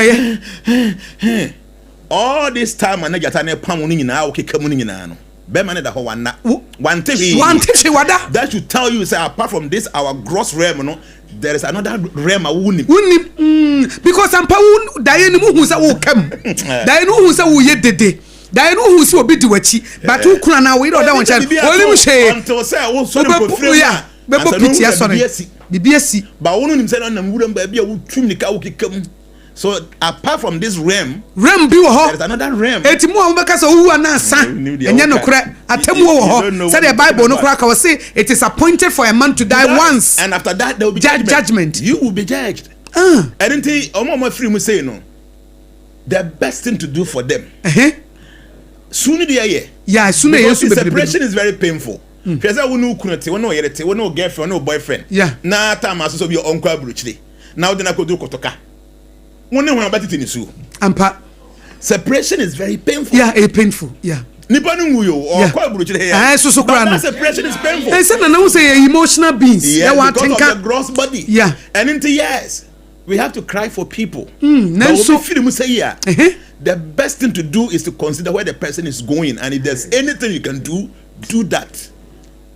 Nana say so obi wu say ya suna ye kasa na ye kasa ni nyina ye na momu no say wo busa wo ho yes I say dan me bra wo so yes eno so na ya ye nya no ye dan ya ba ye ho so you don't do na ye hu say na me nso so no na me so e kwambe na mefa so obi busa me say akoso wonim say me hu say helicopter na crash no me busa mo say etime so ma wie ye be say na timu bia cause see ga me yeden come so ko look at the body the way ja shine ayet basa say wo timu bia just imagine this because already see dun ketia wo ye trofo wo ye chairman ma NDC am o se ne wo esesen ko tiple ni mu bi you see na me ni wo baba be di ho no nkobo wo se esesen kana o tiple ni mu bi ena emergency bi bae ena o friend ne vice Dr. Sapon se ko tene mu mame president nso na nese so okọ ena so Dr. Maneboama won so tene mu mame ena ayi asonse mrahye badwane Muntaka Mohammed interior minister ona na ekọ ena ibibi bae na wo kompo ena Atoforsen finance minister but chain no say oba chain say me ye wo meeting bi ha nti jai de besen ko ena Mutala Mohammed ekosi na name eto no kura de wo kofro na Atoforsen be so nsa etwe no enti omu an nesese wo mu ko aboaje no kura de na yeso no kura won kofro bi that young promising young man he was not supposed to have been there onu kura won kobo no na yeso de ne ka kura na eba ena space abedam ena mame nko tena mu bi helicopter etu temu se omukura all these people Dr. Maneboama ko dia president anemu Alhaji Dr. Ibrahim Mutala Mohammed onu nso ekosi Mutal Muntaka mum anemu Alhaji Muniru Mohammed nso space na beda ho ena ko wura mu ena nso ko wura mu ena Dr. Samuel Sapon no owura sie dun ketia na ekotena mu akọ ena ko sina na ena emergency bi ba ena o ka kyense mesrew ko na fa koma me asafo de na yenim ena aye Samuel Abuaji so adie wono so ne eso de ne ka kora eti se ne oboase MCE kasa na so no onim so timbi because of friend ka kyense won fa kan hia won mo ha no nko peke helicopter no mo tim no won fa mo mra oboase enti papa me pese ye basa eho no because ye dwiri mo ye prekese sure obi mpo kofro ena ya twene bie ena to for say no be twene se be sen na meti bi wo sese wo tenem ena obi akwa tenem papa eho no ya dwini mu aye ntanta wada wo good no edi na betime bi ani e wo opportunity for me to say this the attorney say obreso say wo kwa nothing can be done about it you will go that's the first point I want to say papa say wo breso say wo kwa wo ye den you will go and then you should understand that me kan no entry and exit obi bia na wawura mu no arrival and departure wo ye den ya wo beko na kwan abefa so beko no na and dey wunim na papa no no obetimi ehu oh yeah sao there are ways that means people be able to know ya we so ya be no so and you know that's the first point people should understand obreso ana so sister me wa me no ka ha ye di nkomo ne yes o china obeti say eh you say jana wu oh my pa me na tie nkomo aya owo pa de wa me ko you understand because your time is up as I say we free mu now because nhye no then me say owu enwanwa papa memo akọ next point no so wo breso na so no eya na nkrofo bi wo tem bi say free bi premature death yeah wo meba ho so okay and then the nkomo na the jasamia no ya baba no so ahanti na mbese me share no ntira na to so wo breso na so okay you will leave ntino ye ka say dodo na etie yen and we expect to say people should have this understanding so bibia na utie me say see you know e kire say edin kan yawo yawo obi bia utie me say see you know e kire say edin kan no yawo waba wawura mawie so the next thing is say ube free mako that you should understand nti utie me nko ade a begin to reflect say yes see ya kan wasem yi no so one day there will be a situation like that I was yebeka won wasem say eh yasumasi madam for sumasi we anyway na beto no a nipa no so free moko your time will be up obrebe so then I make us say so what time no nya so a there is nothing you or anybody can do about it obi entimi nya ho hwe even Nyankopon no onye hwe mfa ho because based on one kasane principle Nyankopon does not interfere with his own creation okay and untina winter bar as I say summer eba, as I say autumn eba, as I spring eba. God will not change this because that is his own law. Was she the at all? So even though he have the power to change, but he won't, because anytime God wants to manifest in physical form, he still must go through the womb of a woman. Because the man said nipa obebasa is what this year wo. So ya wo until all ba say Jesus Christ onumpo he have to go through the womb. Yes, so emra no onyame mra no wo ye day. Onumpo mu ni mra so people should understand this point. Say adio see so kind Bible kind corona. Ni nyina gitum say Yesu maame o ye Mary na awo no na ye virgin birth. Yeah. I just say Mary ne be ma bi enhia e na ofa ye funu. Tinyangopon no otimi ma obi oye oba etimu take si a yenim se science say be ma hunsu ne oba hunsu ne kabo mu eye eba se anya me no timi ma oba nko anyensen wa abra be ma nsu enka ho a se anya me ne betimi akreti nipa afiri duam obetimi akreti nipa afiri obuom ba nya me mra ne se wo ye nipa na oba asase su a this wo fa oba wo be fa womb fa duam wo be fa womb wo be fa the womb of a woman tinya me mpo se oba asase su a he still go through that principle because mra wa hye nti ya wo nko a de what it means in say one day you must live enti na na pese obi a wotie ye bia sabre wotie sompa 106.5 FM akra say fa hye wotrim ye wo entry ye wo departure na sa arrival departure wunya bade a wo be konti mane ngo wotrim dada se menya ba hai de time ne be so ama makọ na obi beka say se wo de sa de no ehye wotirimu a benefit be dey because ema wo nkoye negative ema ehu bi mo obi beka se asema na na kan koso ya na menam na menim se mewu a menam na menim se mewu a eno no ema me yemu nhyehyɛ me anase eno no ema me nyire me ho mobra na eno no advantage be ne wo see the thing say you said knowledge is power nimdie ye tumi okay se wonnim bibia ema wo nye ketwa ema wo ye kese and no obi a onnim bibi sa nipa no na we inferior so wonnim a it makes you superior nti say minim say bi pia bonten na we beto me a yeah sa nim die no mama nya tumi so it means say if I don't have to go I'll stay back nti nim die ye tumi nti obi bia no a na dwe ye ne say onim so obewu a e bi e ma ne mobra no sa nipa no nim die tumi ye okay because they say na wonnim no are you not going to die ubewu it is a wonimu a no krampo na sese ma wo yire ho e ma wo kwan ma wo toto wa na mo ye oh wow I like the benefits. See, I mean, say I am a very careful person when it comes to how I deal with people because I know say Dr. Manebo Amanemo my films see a man for come ho nsemi yeah afidie so de obi e ka sempa but on personal basis in common and amontu o manem krofo adidi no say enya deep down the heart of those people they will be cursing them ampa nipa wo mu nim wo mu personally intimately some relationship be some deals be wo mu nim wo mu pa they will say this people are way or say I'm not saying Matiase na metiase say wona obi en deal ni ye anabia wo sisi wo bi anaso ayo obi boni bia nipa ni timu ne de no na ato no yeah because of this I'm very careful how I deal with people we ya hweye kwa afaso ni nipa ete because me nim say one day me free the me na me free mu say Dr. Manebo Amane mpanfu akaya e dey na nipa be kan fa me man for be kan fa me ho very important to me into the knowledge of knowing say ubewu enye just theoretical but practically no e ma kwan ma wototo wa na mu yi na obeye nipa papa na na mame musa o e die enti na se woni ho a die nipa be kan wachi ehia wa de enti na ehia very important because that is a part of your legacy. Powerful. Legacy is so important. Shadio, I will have children, I will have family. My legacy major or no a influence on them. Because na the interview busa sa question is obi wo ho a. Na on se media se me wu asa.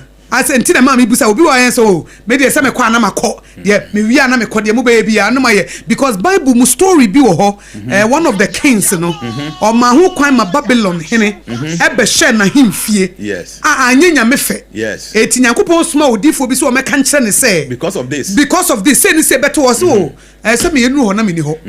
Asema ho hene ne kan no I think say Hezekiah de nyame man every 15 years kan himfie ho no Hezekiah on na kan so na say enunes wono de won ka ba ne nana no mo no a See, the American, I mean, legacy nankasa represent two forms. Okay. Because you are leaving this realm to a different realm. Yeah. The legacy stays here and follows you.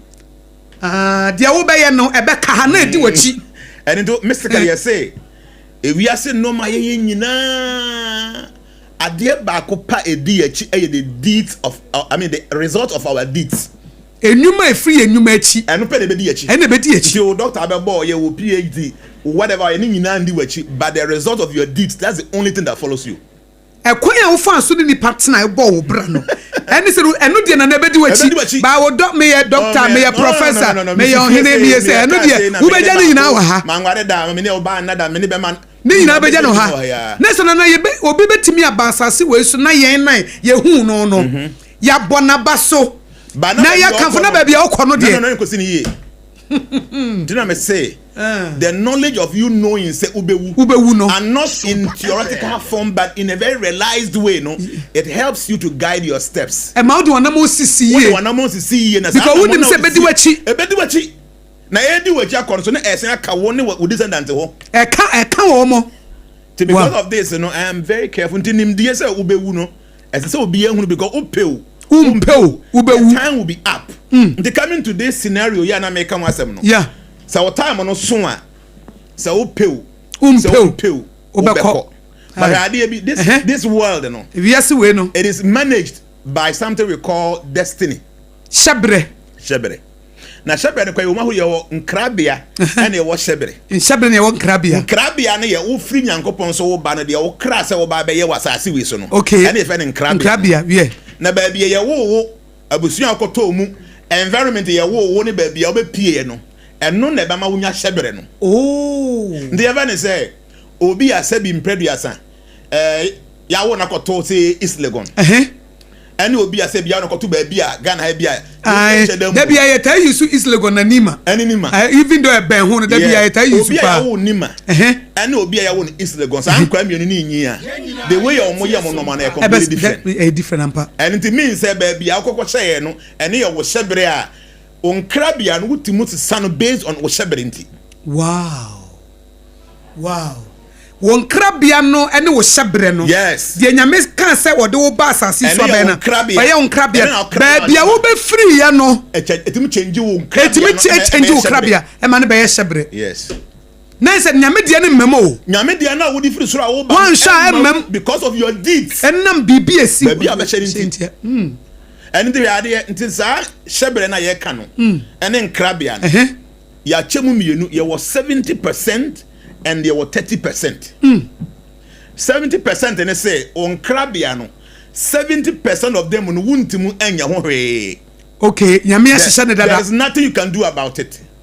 Something like mami obewo. Yeah. Papa obewo. Untimi no no. Oba na ebewo be ma. Se ebewo bruni ebewo bibi. Enyo na decide here. Ana so man ebewo watum. No. Uni tumi bia wo so. Ebedi ni nyina no 70% no you can't do anything about it. Nyame ahihye na de dada. Se mami we ni papa we na wo be free omu aba. Upro wa free. We dey na say na de wo ke social media omu de ankura nketenkete bia na ni ya wo na fufu na net was he fa na ma be pie.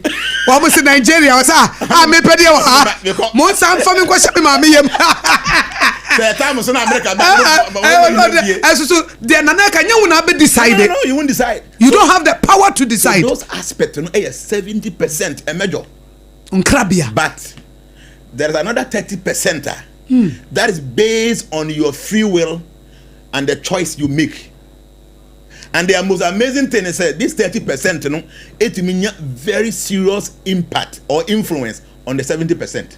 Ne se sa wo pena nyame dia ma wo no. Ya utimi ye dia wo pe no. Sa eye 30% na sa 30% no. Etimi kra ota 70%. Yes. And the 30% is powerful. Very powerful because say you're robots. Oh. And there is something God does not manipulate. He does not manipulate our love. Say nyame manipulate a love. It means a love nka say enya djuma. Okay. Because say a person you don't know from our own free will. Well, you free pemu don't know. Say your free will ni very powerful. Until by your own deed in what time nyanso ya we betimi ekumo. Oh, ehona be ba no ehona wo ba no. Yes, obi betimi di ni wu asesa wu but nenye nyame bra na wodi amawo, but based on your own free will no, what choices, any with decisions, any adamphobia obefa, any baby obepie, political party bia obedon, ebusue bia obefri, niema bia etimi se sama wutimi. Enti no, omufri mu no. Very painful. Yeah. But while this sister say almost all the people almost they were not supposed to have been there. Yeah. So then dear. So I am advice we are metade ma amount for ne say obi be anywhere as or tenacity or live anyhow. Say you hunam memmo wa bra boba sabasa. No. Men ka say me dey bibia no. Men yip say mistake no.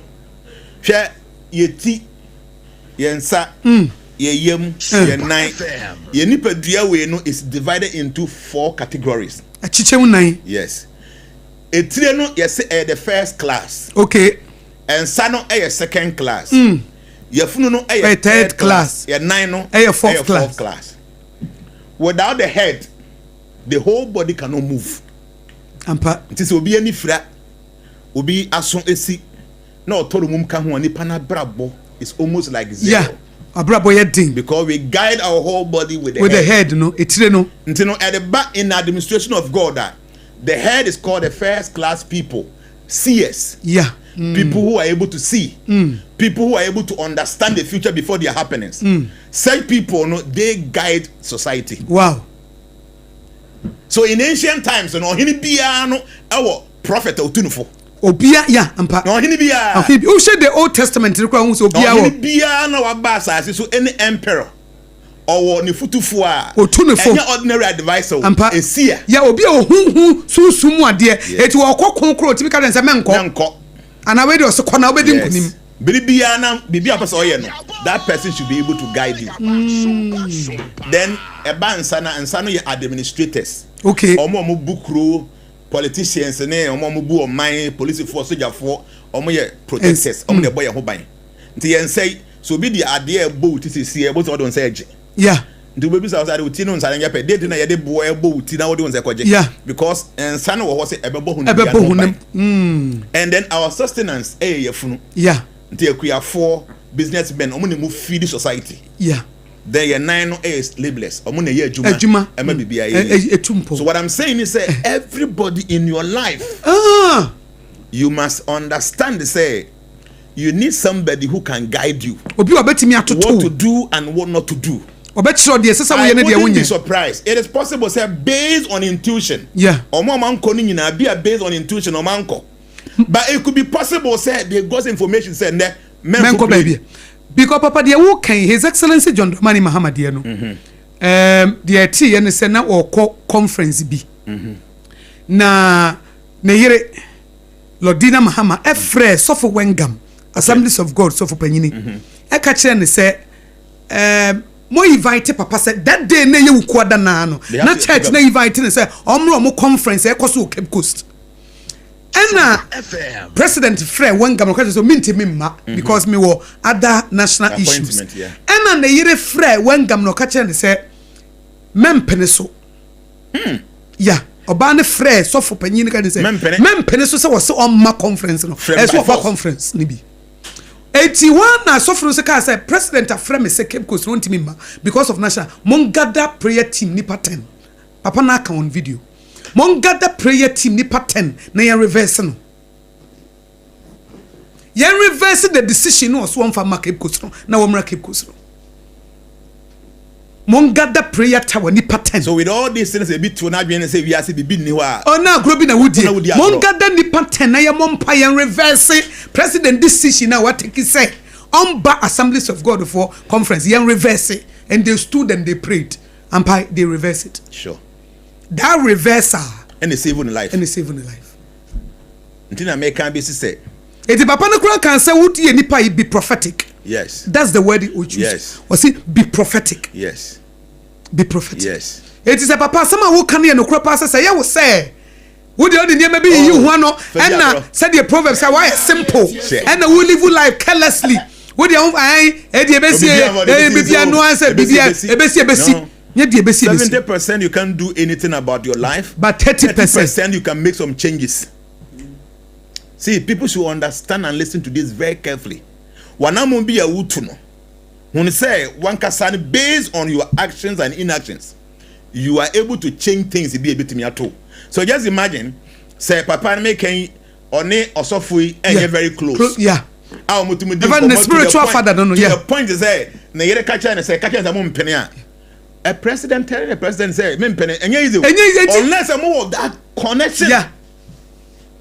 And you say papa say one can't president say maninko, but let's reverse it. Yes, into no best scenario. You see, people should understand. Say important. Say in life, here the eastern part of the world. Nobody make any move without seeking for answers. You cannot start any journey without having a destination in mind. Don't make that mistake. Before any journey, you must have the destination in mind. Nti ko the eastern part of the world that omuntu na mon wa bra omuni baby as ana muntu no e di omba kokosi. Me read book be by Stephen Covey. Start with the end in mind. Yes, that's it. Me kaisa book start with the end. Yes. Stephen Covey if you don't in have mind. The end in mind, you will fail. You will fail. See the way a human being yet no. We are very powerful beings. Yeah. Nana ye mo do nyame boy pa o. Don't know. Nyame boy pa. Se nipa de na no esisi wo ho a. Anu wait mu say ade, anu wait mu yade yi. The thing say, the more yade anu e kan asem kire wo no. What your soul begin to create energy thoughts. Sa energy thought no ebema de omo kana bamu abam. Sa wa anya hu bibia. Yes. And the human beings are very powerful. Yeah. Nipa de anu kan. Yeah. Ubejia tum. Etina papa ya na da bia me wo notion bi say, sa wo ka bibia fam ho na me mpa. Me cancel. Yes. I don't just mean Janeka. Me so me blame no I cancel all the. Yeah. Who kasa ba me so me kasa. Ma me kasa me too papa. One mystery. Se si aye wo hay. Obi bia na what tune into some part now. Ni fi owo no e phone keto se ni kura no. Ampa. Se what tune to this channel the kan otie. Otie enokre. Ahoma ben ne so ne phone num e ba be wura fi a. Ahoma bi eni ha. The tie ne say yensem ye kan no. And in the universe, eternity. Nti asema ye be kan fa ho no enko is there. And nti won nim na mama for the one who see who pia. Now who accept those things na it is in your life. This a counter. You must cancel whatever nonsense obi be kat. So me, I have one policy. I don't listen to gossips. Enokre is good. Obama nim so oni me di obi nkom twa so minti. Enye ho na me pe. I won't listen. Maybe you focus. Omo me onya be kan kire. Because the fact is the more now or more can be what I'm actually. Yeah. Your cost can, your soul begin to accept that. Then tomorrow when you see the person, you begin to view the person based on the gossip that we hear. You know. Unse emre bi na me made in common na make a chro mo say, the enti a men tolerate gossip say, maybe a minim na me nhia na da. Ba wo be hia na be kasa na ye say ya. Me share another, but the moment I me share another, woman menya perception be about nana one sha. Sa adwempo na menyete e bi ko na nyame be fa na so aboa me. Ba wo be se samagiri afa no, then I will lose that. Eti mami ankasa me experience no. That's it. Mami me ankasa me experience no. Yeah, me experience na me ama judge ama me ho. Enya wo because it can be say wo mpa na asem nti na wo kasa.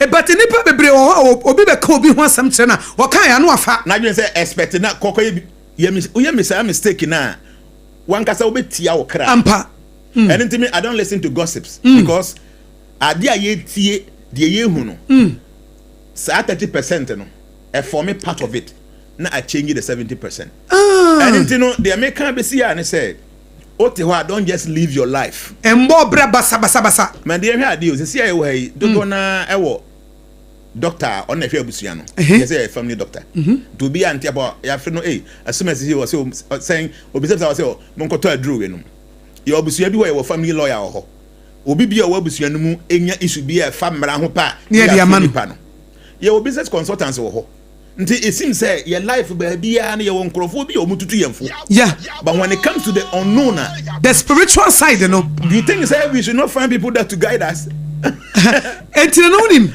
ye metwa owo de no so efa me one or two questions bi but some point na one maso efa bia consultation eba mremu a medical ye nyina ye pafutuo ni ade no memfa mesi eba sunsumu a ni abo atogu oh we die ada me baby a oye nursing wo Finland ka chem say sakosua na spiritual things cannot be proven science for the ye pa even sampa science no mo per evidence based fact but mama musa wo say wo baby na first na wo see demon na ha no can science prove it? Yes. Me busa na sako wo see ene motimi cast the demon out ama mpa obi ananka obi behave start wa correct mind no me pa cho science be na betimi approve we for Jones ampo science cannot prove demonic influence any other and so it means to say bibi wo ho science nim science nim it is wo can say wo share science evidence be me perfect nko bibi I can touch any ade nko na wo de beba wo brade a eno so mo na eno na me di be gina so busa question say o man mu aye wo ha ena asofo o mo hye nkom ye de ensa to so say emu obi anya recently the new government in power aba bonten mesa me kokakraba mesa ba ho asa aba bonten abeka say wo prophecy bi e for man wo hu bibi abra na ebra this ministry na ebeka na na minim say watia na watin so a say na wo hu sa de no a say ye de aba aban ni bie kwan wo ministry mu a e wo ho but on bia omo pono say wo ni hu bibi for man ho say bia we na ebewuo bibi boni bi na ebesi anase say ya bra na beka kire na wo hu sa de no tie wo hu ni say to be honest with you a big wrong move a wrong move ke see pa ba na ye nana dentia see I am a mystic myself but say we be a floodgate in this you end up causing problem shadio you say there are so many problems in this world and there are so many solutions to those problems but if care is not taken these so-called solutions they are problems themselves. Nessa na sama abanya kan ofa Elvis Efi ankra so aka say wo prophecy bi hu bibia bra be kan wo se no amu no sa asam na eye problem ankasa. See, that's supposed to solve some problems, okay, but a big problem no. See na me cho here I mean more example me tie opadana bribi atwom na ye de ponko ne nante okay ye sha de nante mpo obe bra nante be ka se ma me say na o mo free dumasu ya eba kumase beto nchene omutumi nante be 2-3 weeks eba fa nchene de ko those days ntino edru ba bi na hu se nante ya ne bere wo mu dodo ena ponkon a ba etimi tran ponko so de tukwan nti obi o de ponko tukwan na obi a wo nante no ponko no ye more comfortable sin obi a ono de na nante ena wo mu an ya hu so ponko kra nshada moa ebi a bicycle beboa e wo mu an ya de cars aba de ade car came to solve the problem, the inconvenience. You didn't anything. And if you create a car, no, you better solve the problem of the inconvenience. You not baby no. But that solution is also a problem. Why? Because car no, you be here petrol begum. And for you to get that petrol, so you put too oil. And in that process, you know, a lot of difficulties, problem, more marine life, so many things. Yeah. So you are using the car to solve one problem, but as I creating more problem.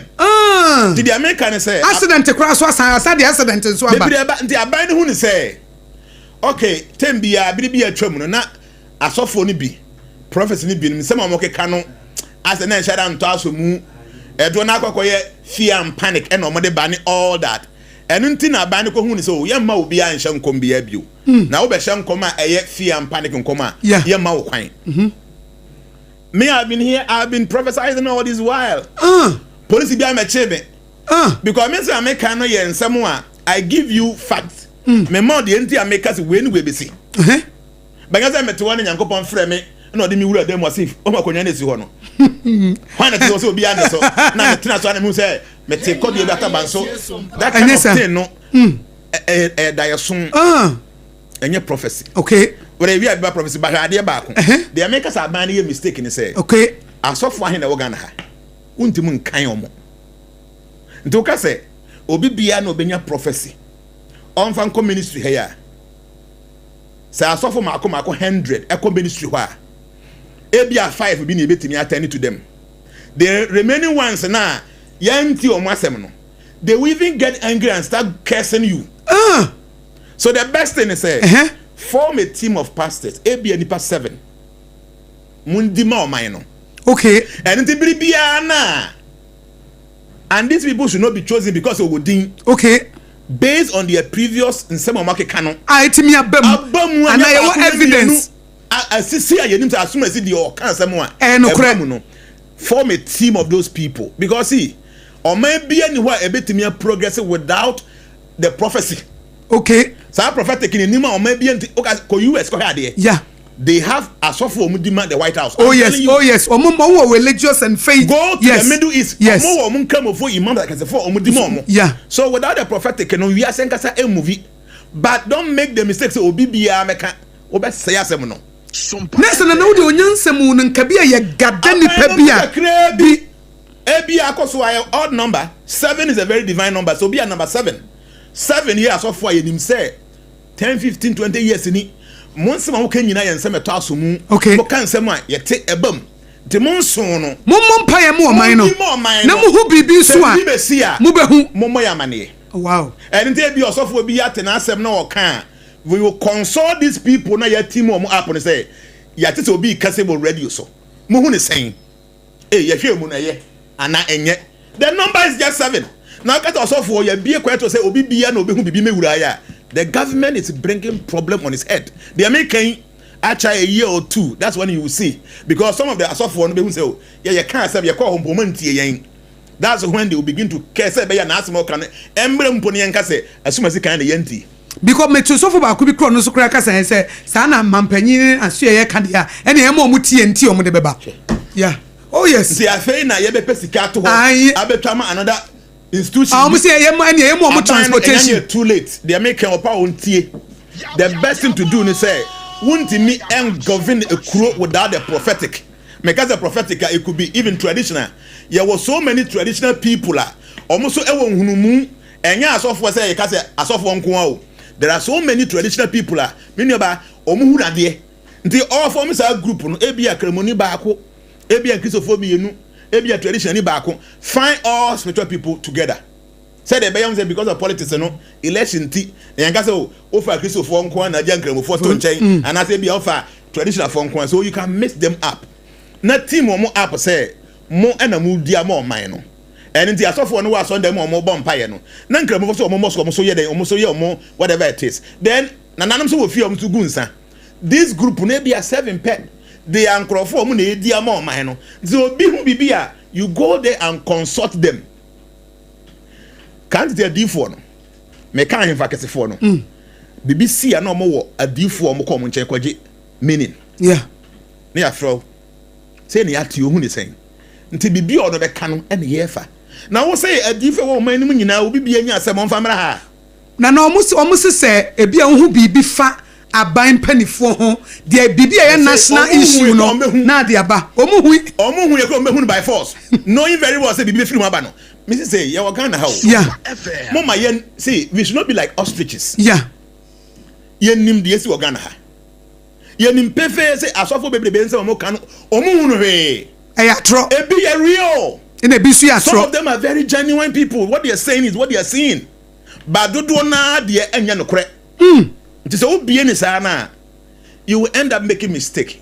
because dodo na ba be kan se muhunu o mo kan se muhunu sabi na ma anya ho hwe na ansi a ebedu ba bi no mo be ka the real thing kwa no be gbagu after all mo kan se ansi yeah what the government is doing I'm saying this here so or pair on trance na asofo bi anampayifo bi onim se o mo track record say o mo kan se mebam yehu o mo spiritually sound those people no sum them up naka se mumundi mo man no yeah se mu bibia na mummo ya mane se yente bibia se fasumsum ho a ye baba mo nche bebisa mo wo ye ne sa na wa limit sa new sense no enye sa aban naka se obenu no ho na selection no so say be problem obi ka say na sofu we NDC ni Sarfo MPP ni nanso na bia na ye wo track record say for the past 20 years or 15 years no or you spiritually sound ye wo ka bia ebam but ye kuro mu ha bibia akoye politics ne minimi no aban no should be very careful me ko ye bo me nkoso he ne wodumasu ya no ye kuro mu ko ha ho MPP ni ndc no didn't say ebo strong, very strong. I didn't tell me yes okay I need to work with the people there, but I'm very careful because okofa obi oye NDC near MPP before will not even come close to whatever opes oye. Samson okofa MPP near NDC for ma nte me officer me wono me fa MPP for omo chairman or your constituency hono and me fa NDC for omo communicator or area hono nto omo nyina me two right me ba ko gina ra ba ko gina benkum ba ko me PR. Yes, so we are very strategic. I didn't know NDC for so ye nipa ho nti means opeyasem MPP do the same thing, so the government can do same. Anya hwe Ghana ha yenim asofo a omo toe the line of the NDC omo toe the line of the MPP and omo ye neutral. So sankrofo betimi atwusu bi wa ha otwusu ba ko wa ha ofani neutral ba ko ka. See, we should be matured. The Americans say there are so many problems and there are so many solutions to these problems. Some of these solutions, so-called, are problems themselves. When you so year, you end up regretting. They are by now, you know. Me say one say na adwen say for me group so mona bibini amundi maye na wo jamus atwa acha within 6 months you will see what will happen. Because obi so be say the weekend and obi so be ba begina ai me call ye kra ye mfime. Yes. Na me ko bi anhwamani. Me masa me call ye ntia because mumu mintia. Na so for isu doso. Omo doso. Ye mun ketwa ni mu akase. Why do you make such a mistake? In the first place, no, why do you make that mistake? I remember for the mood here, I mean, instead of for the movie, SOMPA. What I'm saying here and say, man, you be a man, I'm talking about those prophets, no, yeah, was heavy. But the TN say, don't make that mistake. Select some few people who feel say, so who you be away penny offer advices. They are buying no empha for now for na nya omo ye honam for and who soon for choose them as spiritual leaders. The beginning you don't even come out and talk about it. Go there and ask them, say na matter you saying omo koto na omo bomb, they will get you the answers. What mistake? Nana, this is powerful. Nana, some prophecy asemi wada wuruma ebi mo kasen sometimes say oh my Ghana ye din komo efa prophetic word ni ade nko ai anase e bomb paye ene ade sunsumu niema ene nko fa ai China for omo mompaye share ena China for ene omo ni prophetic word ba mu hwe China mpumtuo na Ghana for ma pompaye abo ene difo wei eso man mpumtuo ma de mugina na mugina monkwa de ekoso China munhwe improve nana ye tete sansem ti ayete say Ghana for no ye too spiritual. Ye spirituality ni so nkosi aga China for nya spiritual na enso so no wo mutumpo nana se ye mu na bebre na nintiase e wo sa kwan no so sister de tie ne say we as krobie ni we as ya omuni ahonhomfo a omobo omompanyimfo. I'm telling you, we don't need to be a obey China. Omo governance system no be obey find out omo great Buddhist monks are they work for them. Wow, I'm telling you. Oko India, omo President Modi no. Yeah, they have people that work for them. Kwa America President Trump. Yeah. Or one Nana recently UK Prime Minister ya no ye India ni. Yes. And san wo be enter the office no. Eniema Hindu niema wo ye. Yes. E wo any candle so ye. Yes. In front of the whole world. One care.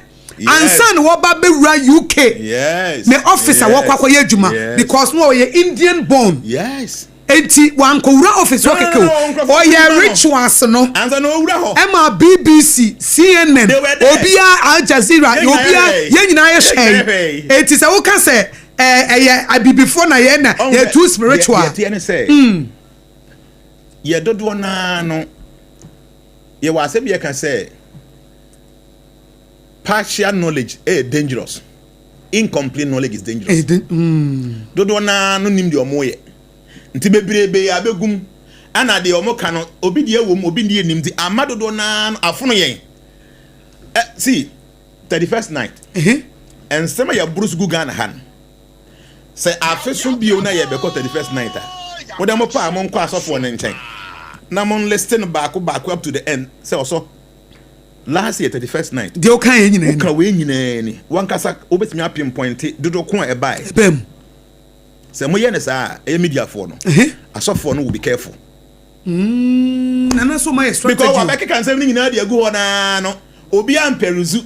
Ba ku pe bi ba na wa be dede ba ku pe bi. Esu bi a wo kan sem be 40. Emu ba ku pe na asi ane kura no e chacha bi no to ye. Eni nti sa no time oso biem obese kan another one. Nti aye say no osofo ne kan bebrebe na ansi. Nti aye Ghana for no aye asum ye. Nti ye hu ne say spirituality na kasa ye nkwase asem. Because at the end of the day no ye develop it. There be aye kwa sorry ye sunsum sem, nothing happens. But your real people, they are able to see these things. They say it and then it happens as they said it.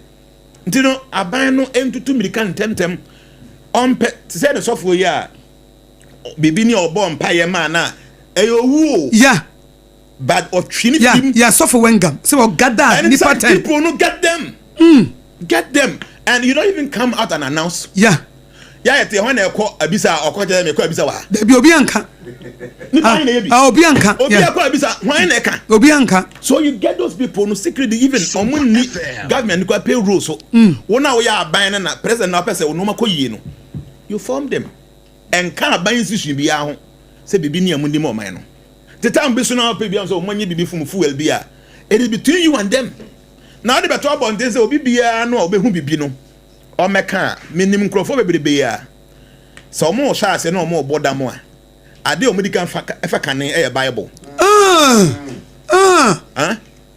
and pass omo hallucination no mo mu hu no omo kan o gina ho a I say bibi isi ampa but e dam and social media and this first na so pass oba fidie so a yeso ko tueska ko radio no obi akura smartphone a ono aka say won radio won nsam zani pa ya say bi na adwen ha say e afa so yi a wadwen so no so yosofo no okofa phone na nsam obeka no pesa aban no emfa ni serious a ye be ya big mistake okuruwem nana ebra ye di nkomo about dreams no me be connect ya bible o kan bibi e fa se usu da ye betimi a che wo past yes or present and answer wo future etime ni da ye ho agro me tane dia ba prophetic word ye omo kan sometimes omo the prophetic word ba eya na omo se mo bompa ye dia mo betimi avert enti se ye mfa no se sofu bi Emma prophetic word 31st December wakan sem bia be 100 ba mienu bi na bem dia kan mo amem excuse or de be man say oh ya bo ho pa ye na de see ye no so e they see ye no so dey na no see no kre wo mu ni say na meti opa ye wo mu ni say ye wo Ghana ha wo asofo no bi wo ha ye nim say o mo nso mo kan no enye bosire mo kan ebinim de no opeso boni sire mo kan o kan say ye unhunu bibia and they make can asofo dodo na ehwem sesiye when they go deep down into their own closet they know say their papa no can no ye ne kwese aso me kan 31st na me boa manwe see you was be ka say obetimi edi ntoro akire obia there are two people you can never lie to. The first person is a wuntimi ndi ntoro enchire wankasa ho and a wuntimi ndi ntoro enchire nyankopon yeah who chatra wunim wona wudi ntoro wunim say to na wutwa. And then so you're all knowing. Yeah. Decided by me a new way. No, you cannot lie to them. To one kasana. Oh, by 31st. No, can't wait. Oh, closet. Now say, confirm my chromo. Yeah. Winning people say and throw no deal. To the American, you know, say what I'm telling you the truth. Men you one word me and free with them. Okay. Yeah, person man ye. Or man be ye young crop for who dache. Yeah. Na yetime to a man for. Ma ba na ka say ye nyina ye so called ye who dache. Yem fa yensem ko ha. A big creative problem even though I buy no air solution meaning say the entire all kinds and say yes I suffer class man I am fat yeah nah we see no yeah be the pleasing crop for the government is doing this to please people I'm telling you but a problem and be sad be to man a problem ke see enti na buy no pa and am say we be can abonten na ya be huntie bia yes panyin enti ntasu ensafa ne ketra manfa obetimi modify the whole statement. And say, Yahoo say Ghana Hano, you were Christo for her, you won't cremo for her, and you were traditional people. Ha. Omina, I didn't want who are there. Dear Basay, a fuck a crow, a elbow no omindi more mino. And in case, Yantibi, I say, I borrow ye Niswa. we will find out from them. It ends there. Until obi a yambo ni di no oso no daye and now one adwin odwin ade bi ensi wo Ghana ha o megila but think say manya prophecy. Because papa the artist obi to say chief imam say. Ya ti so ohuna de pa. Ohuna de I know. Ohuna de papa omo a omo kɔ no ho. He sees. Na bi omo kɔ cha na de ne ade. Oso omo nsa. Otimi ka past. Eka present, eka future, eka mo na ye omo nwanti, wo hu ade papa. It is said that what can it may not be only be a Christians. No. But ye won krofo bi dem se sunsum mu no. Nyame am omo sa adoma chede no a, se bibi be si nyame timi yi kire wo mo. Emo timi hu. Emo timi si anompo kwa. Some people they will see they can't do anything about it. But bi no mo hu be sinti aban no, say the maker no. So jai ade to see ya manecha.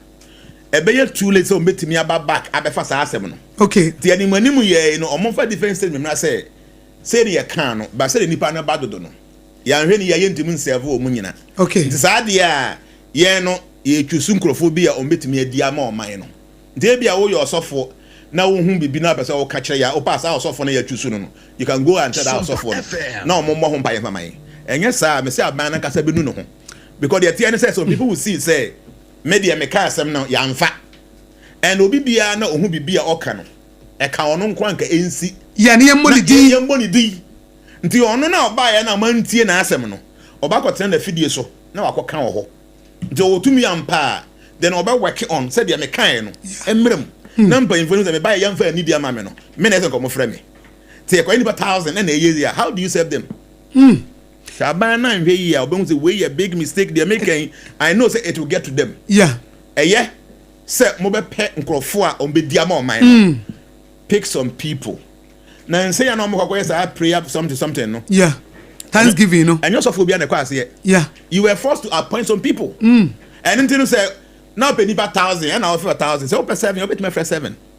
Now jamu to buburu ya say obi ya meka na asemo a. Say they make no there are people a sebi adwene na ate afaso ena adwene te fa so na adwene se osofo ena otimu see hallucination wo ho te say ata man for ba me nche girl bi ba me nche small girl best 7 years 7 years ne papa free or a group member or the free or no Dubai no buy okay ena oba ga ndi oba kwa ne buy o say daddy ensama akwa ne kan me ho kura adwiri me akwa no was 7 years no or chene papa dem or ti Dubai no me wo dem ho nyina ba bi ebiasi a o se anajo o musoma no e ma ne ko ne papa ho nti ne papa bi bia enye yie no e ono na yesa nti o mo ba ye bo mba ye bibia wie no na se on koda ma ade anchi bi so me kan kire me ampa o mo koda ade eche na akwa ka kire ne say o ma ne 50 Ghana no so you to dem 50 Ghana no so no friend daddy the other man no you see ade che o say me ma ne 50 Ghana me fa na fama no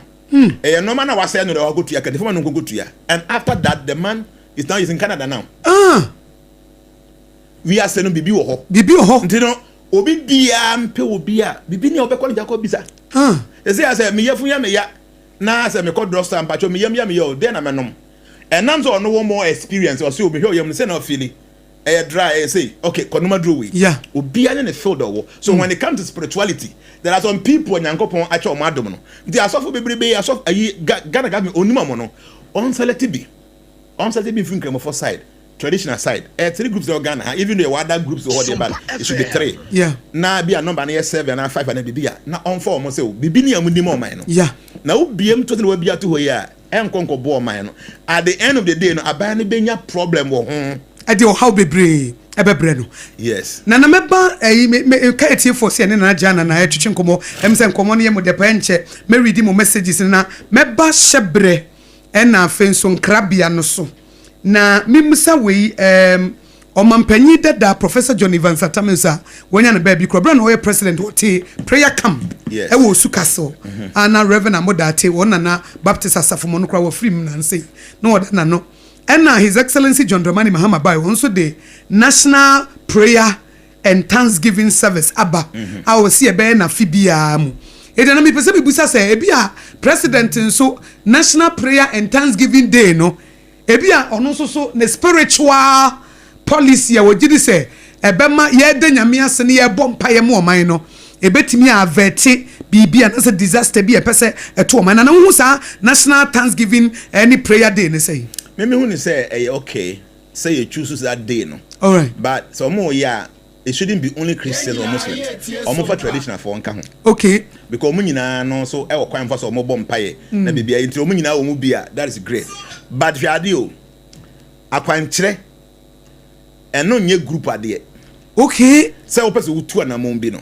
enye group ade you see you should have a personal relation with somebody off a phone daddy pa cho nyame bo a o kina me person ka me ko ba bi so you hu ni sen no he needs that okay see some of these things you might not be able to explain how it here but so you will be a utu na mo wa wodi ne be di hu commands di hu komo nti enye sa group ya de kakaka na bebrebe ye nyina ye hia no da bi empire is very important but your empire bi wo ho a entimi ntu de ye na se akwanche de tu ase okay yes ya bo empire say anamon say emfiri ho there is something you must do as a person akwankyere bi ne betimi we say wo ye nti say a group ade na wo twen ama afia so a from there to say afi no one can say a leader no or direction is saying when it comes to mysticism you must have somebody to guide you when it comes to these things and in the aban no say dey very good because okoba bia omoye okay your world yoga day you do world yoga day now oko India nyasam ketwa omomfa ni agro na all the mystical people in the Himalayas no omoba to come and add themselves to the other people omoye meditation say your bomb pie say we are singing enya peace okay to the government I know say President Mahama definitely no owobi yeah and I'll tell you yeah enya dey yes CSM yeah name mo so ye bibi a bit say on mind dear eti yesu die nie aye ji wo mu di say omo track record yes so betimi aye say create bibi sa because no as a person no mean say baby what do no want me know with having somebody like that enya possible baby what do say no say only obi a on the life from say enya ko nu baby what do okay but o baby e be gino ha ma o man no yeah and for instance who say me say osofo ba ko hu o man say oboni di o man bo amakura say bibi o me hu no say den yeah do hu ni say okay aban paying for no say bia me kura na me wo bi a all guide me a what of me crop me no mo ye adwuma no yeah dey bi kwa na o mo ni obi enta ade a me mpe bibi say vansi ho to mo hu bibi e fa ye mu bi a ho a no abebo ya mane yeah ye hu bibi ba wo ye no brother e be a problem at the end of the day ntina me say me suggestion because I can advise them o mo mpe number ke to e bi all right o mo trust o mo based on o mo track record no money o mo use communication no ehia spirituality untimi mfa nto nchen the word is self-spiritual because idea na be hu honamu no edikansi hu human san na ebesie so spirituality is something that you cannot forgo yeah it is not possible yeah and then ehia so be bia na na mo bia obetu bia you guide yourself based on no ma bia obi hu ewanim ti kro no so obi o man na obi eye na ka se osofo bia hu bibi efa ye ho a o meka obi hu bibi enam so oboso obe ya ban no obeka bibi na obeka no hu a wan kasa wanye ho ade o na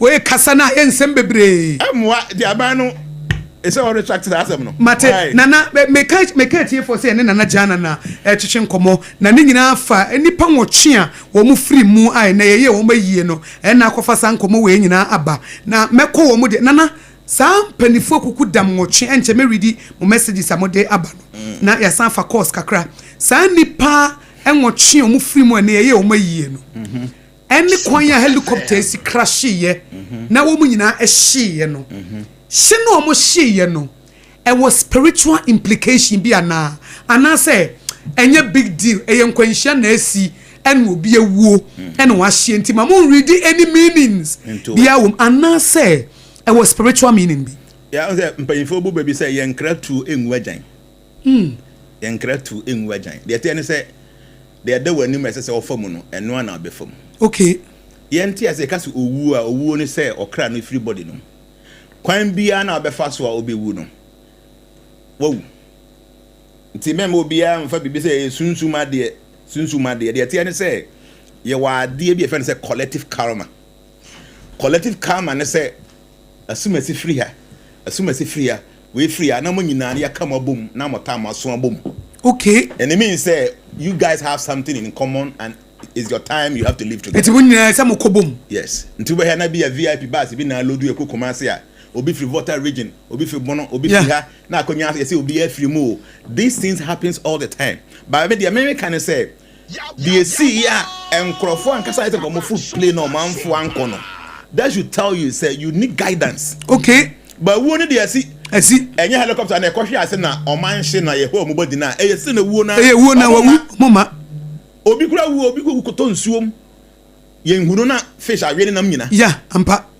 Say ye nua bia Castro wu ye hu besi na ye hu amu no. Nobody ne ko. Yeah, ye hu. Enti wunya wu a wawu. Oni abayi wa nyina ye hu. Yeah, nyina sa je bandu something. Yeah.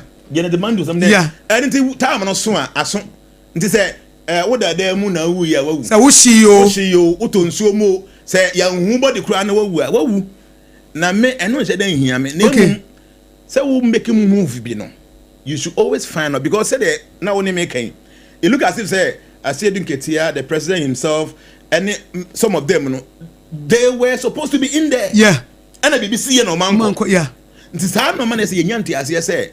At times and sikwa otutu anamun year.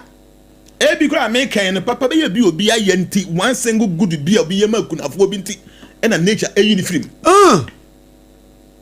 It doesn't mean so wu no. Matthias here. Ebi awo no. Ebi ane die ne bia ba bia wo no. Why you adwuma wie asase so. Why you adwuma wie. Na ma suma si dia onya wie na adwuma. Because of that no ko na namu. See nature have ways and means or dey na ade. Nti no men ka say bi e je hye and then su afa nipa no. Eno nche dey hia. Okay. What time so na your time na aso a we ye dan you must go. But say the make 30% of our free will no we are able to change some things in our lives. And in tin ya na mo ntutu no. Na me can say me busa me fa no nya me last question na memra. Me ka bibi se be ka bibi about premature death. Yeah. Obi be busa say dey na akwada na wawu. Ebi a teenager na wawu. Wo kan say wo breso na waso. Aso. Na so wo choices betimi kra mo wakontem. Yes. Wo hyebre no betimi asesa wo nkrabia no. Yes. Wo choices ne ade.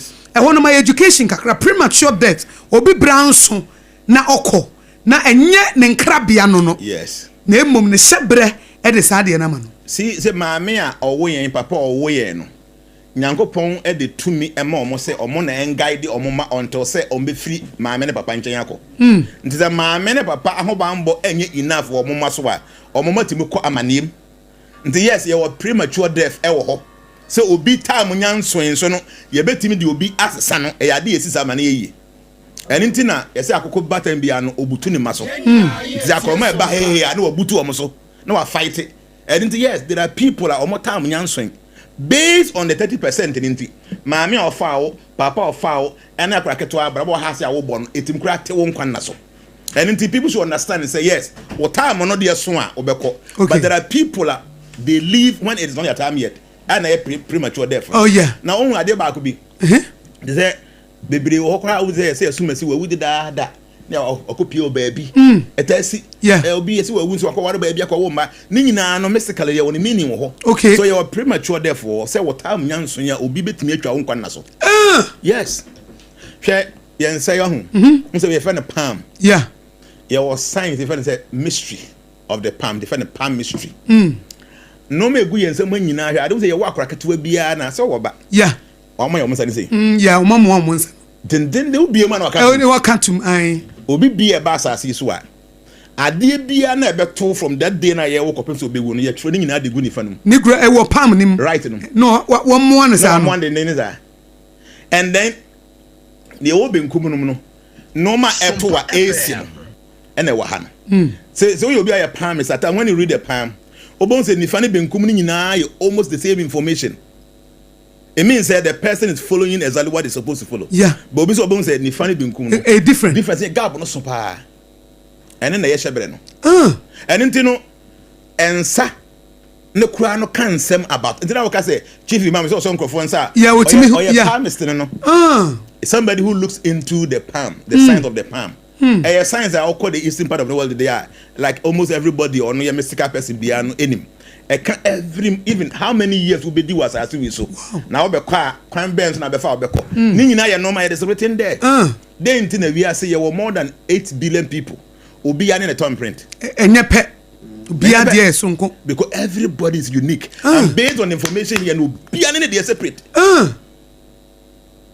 And mystically, no, there are ways and means that you better to say the same yes, but most importantly, no, don't just sit down and think say we are sending the host auntie no would offer be atra me say you mean the month for be from come on do be say me dey na menji bi ani na ade me kwatan bo tia dey ma fam o kan ba ko mi no to be say town say we are sending the house akwa we are sending the house akwa ka say achepa bribi obi na danfo ba me nchen e wo me ho I me ye chemistry nti obaye no I say obeja na danfo nti me ne didi nkomo nyina e wie no ana o se na danfo no se pese ohu be that's will be on one head and maso be bibia mu na say once amon for go bebrebe nti na ono pese ono so ba me hobby. So when this guy came, no, the first thing I told him, he said, oh, you're young, go best at 24 years. Only best at 24, 25 years. Nipa no shede nyin kwa hibia. Through a consultation, I saw say, Nipa no, on one hand, I must about consultation. Okay. You buy Nipa goofy baby, no. I'm here na down for the no say, Mr. Kohebi. Okay. Until you buy, and the first thing I saw is about being stroke. Because it will be on what 24, 25 years. Yeah. Okay, so being stroke. Onyini they make am here na nimbi oti hwa adam say nya hwe ti me didi me komo nyina wie no na me man bi no sorry call a week or 2 weeks after me ho no mode boy no to came from Legon no university Legon that time o me de na bae na fa nyina ajojo o say oso dae na obi abo na sum o sorry na fa nyina ajojo bibi wo wias I'm telling them me cry me manim dey see and what I'm saying is men va wias na men fa nantoa men fa ni agro ayi o man panyi de oye no Kamfunsu nim say open crofo a ombedi ama oman no but any broad sir that solution will end up creating problems. So the best thing is say select some few people on one cause what trust wo mumu no mundi more oman no so the be obi bia nkoke kan sensem e be man he one say dan can say me mo bia nshenkom say Ghana be di kakra quarter first night na bibi sa na ye eno nche say asofo obi no nshenkom o omo gina o ma Sunday mu hihye nkom by on me kan sem no hu said na first biribi atwam na o ye no da ba na penkrofo a o trust wo mumu na o mundi mo man no there's nothing wrong with that but o be biem to say broad say obi bia na obi hu bibi afa ye hu no be kan dia one kasa wo create situation bia wunti mu fulfill it amanfo desire and it will end up creating problem for the government itself. Make a tea for SOMPA 106.5 FM na wutie yene na jana na etwetwe nkomo na me read mo message ne se kakra na me read messages no so na your line say de be adwuma ne 0260 196064 and 0260 196065 0260 196064 and 0260 196065 ne nkoma ye di fa abrabomu eni wo de wodi aba yene Isaac Kwaku text no say ne de ba ko a ode aba me ready we dey Isaac Kwaku was say asema na na kan esese ye ma president ete esese ye ma empanifo aso ete na omuhunu ne eko eti ma menkofa ne waba ahoma no so de edi kan na afei ye ne wo mo etwetwe komo na nkomo na ye di megire se wasua de bebre ewom hello bema na me patwe fra wo se na free me patwe fra me ball Catherine St. John's. Yo, Paul, meet you. Me chia from Dada, me chia na pa. Apam Joseph. Baby, I have born when you attack it.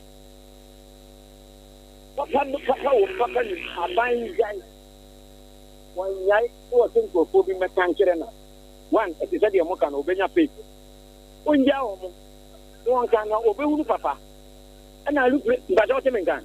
Maybe I try me too, Kappa. If I look at the I look at no, game. I look at the 12. You are obedient to a Kotiari. I don't know when you FM. No, what kind of pen mission from Papa? Make my channel from here and come on mission to Bedlam. 50%, done a better off. And what some I can say? Who are foot to our man say? They can say, I'm Jai. Oh, Jai.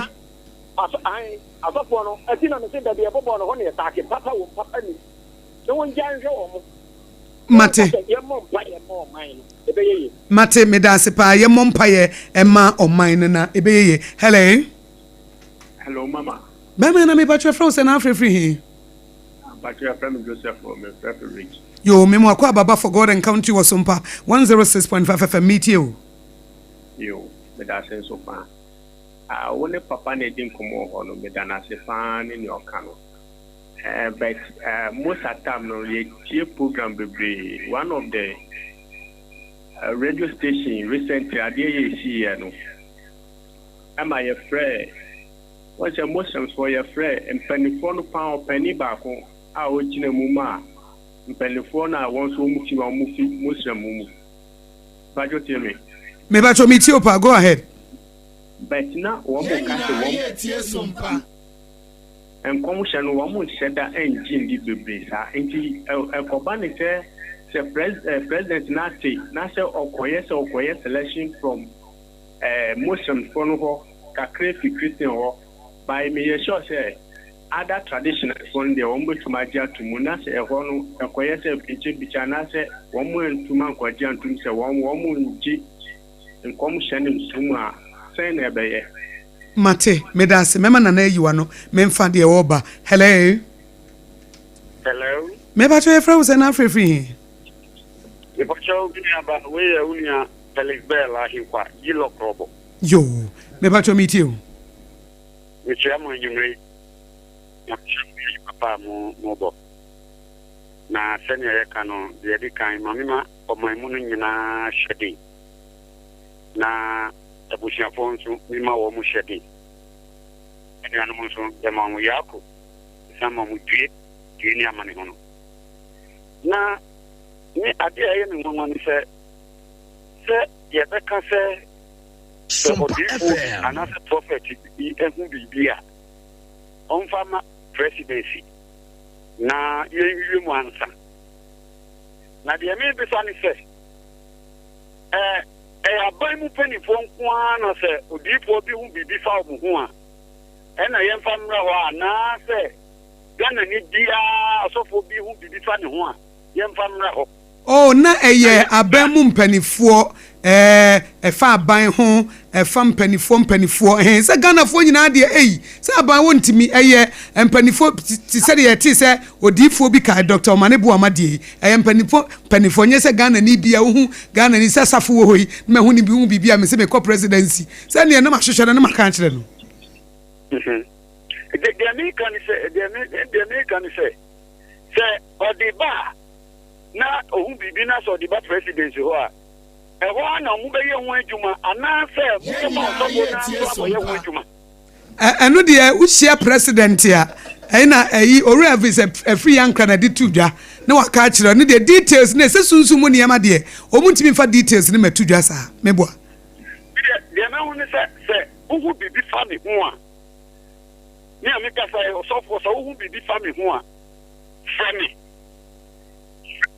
Friendly. Now, get you say, this train number one for who, and say, a point when I'm new, I am fossil, now I am born by a sweater, he said, or the chest I didn't. Mate Sofo, Medans no before from Ra, Obia 1 minute, na contem. Hello. Hello, good evening. Good evening, me patch from San Afrifi. Many of I want to say anything. Yamia Dumboko. Mediani free from Pacific and Tamanto. Yo, a free from me too. Yo, money my power, your boy, my Ghana, Yanko Ponchirama, Yansamia, Amen. I mean, Dr. Brand, a champion, whenever I bet 2 franc, I mean, PP, near J power, free. And this is him. Many of us, as some of the one is here, no, yeah, you know. Ghana for Romeo, yes, you crew, who say, you will Mahamani NDC up my home with the idea of group. Show office here, watch here, and the baby of 3 years. Oh, baby of Papi and Nakotu, and that's what we soon die first, so called free and cram, and yes, Masunda, Misunda, and Ghana, yeah, very funny in Amfuano. No, what they call a Grimo, and where Yesika, and or Bocracy, I'm not somehow Panya, a whole Camanano. What got your office way? No, be a Sunday, so be a software, or may you change it, or quiet the year, the money cigar. One office here, you have 20 pounds, go on, I will make your mocha. And yes, you got the about mine, whole brano. Where are the office way at some area? Don't palibai, say it to Chairman, a suburb, Mino, and Muna at the call from a call from. Now you have 2 offices where no be so dia, and now you're so for now we eat bra, you quadrania ye, no more a big fuck, Chabra near Shim. I don't know, you just serious, Frau. yenye serious kwa Mate bema na mame na wasena obi foforo emra why 1 minute na akoyie kama hello okay enti nana yenua bi ebusa se so obusa question bi ma wote efa omo ebefa wo mo no se ye wo religion bi wo mo nye sa prophecy no eni eti in case e kase ye from kra ebeye bibibi nana wadwen check kakra say on the Ghana a secular state and I say nya som ba akopɛ ene wo ha ye wa Christopher ye wo nkramofo ena ye wo traditional worshipers wo even though ye wo other spiritual organizations bebrebe e wo Ghana ha nemum aban bia na opese oye we no obetima ya ma na efe you don't necessarily have to go and join all of them together obetimi ayizi bia nkramofo afa nipa mienu ho ebia Christians afa nipa bia besa miensa ebia traditional for nipa besa mienu omako is 7 nti say assembly you can go to the Christian and find out say bibi say na wate omuhu ni saying at the same time you can go to the Muslims to go and ask them obetimi akọ tradition fa ko bi so mo me nkrofo bebre wo ha omukọ abisa obekọ osofo ho obekọ kremoni ho obesa ko traditional people there are people like that okoba bia ahihye ni nyina mu confirm say de me kote wo ha no nokre na nokre so the government can do I mean a case of foreign crime for yenko shango bomba yemum nti sa ban say yate wo say bibi ni am bomba ye support ya why not emre bi kra national chief imam say ne birthday wo kwa sorry yes so some Ghana ha no ye ni problem with Christianity ni Islam no nti me feel say the government is able to do that oko NDC moko MPP mu a when they meet omo Christopher no nkramofo no omo traditional people no they team up and do things together okay so the government should be able to make it work but obiem to also obia meka de na say emwa matina na obia ba homa no so memfa na hello Auntie Akosia mama me pa chwe fra na free he from me Auntie Janet me kasi na ma boss yo Auntie Janet meet you yo achawo office na president anke ye na so Ghana for some die bi be campaign so agro for mu da se ejuma I say no dear a man nyina mo dɔɔso no mo bɔ mpae say no dear ye mpae bɔ anti pacho say omo wo anodafo nti o betumi di emiri bi atu say o e bia ya be ya fasting after man Ghana ho enti ba o mi so no fasting no mo ye ni ya onyankopɔn be yi ehinta di bi akire obi ena sister council for so mo bɔ mpae that's how it is here and we are Mate mame 0260196064 na 0260196065 ena Joshua wono so wode ne de eba ha na no wose mimu se na se prophet bi se what is a prophet bi social media da ha we say na wo share ballot paper no so a na his excellency John Dramani Mahama we number 8 ena nkwanhia no nso esi ewo 8 months eti obusa se no sunti ne ma ne ba na me hu the correlation na wako say na his excellency John Dramani Mahama ye to aba no number 8 ena nipa no so ewu ye no so number 8 ena ye 8 months 8 months mu August ye 8 months ena nipa 8 ne wu ye ena his excellency John Dramani Mahama so na we number 8 eti eno na no so adwembe na no in numerology no when you are dealing with numbers you will be able to get some correlation there. I mean, but we didn't come and do so at times and some of this one here now can be now say are they so I don't think say it's very important. Okay. But in numerology, with the science of numbers and we are able to explain situations. Okay. So also for no kind and say I'm passing with numerology now. You could use it to get meaning of everything. And of person. A group of empire or more bonum empire boy different from prophetic eye. Okay. Obiti mo empire fine but ohunu he. Yentia say enyo bia obo mpaye. Ene hunu bibi. Okay. So there are people that can see. Okay. There's an microphone on the form say they are seers. Seers. Nti te say bia o hini bi say makofre ayi prophet we say be mamia. Prophet ni hu ade enti no so mehwe no. All right. Nti no we should understand say nyeze bia say pe microphone mo bom mpaye say ne Ghana obi a bom mpaye. Obi a bom mpaye. Na mum open microphone bibi ni a on betimi advice based on normal unknown.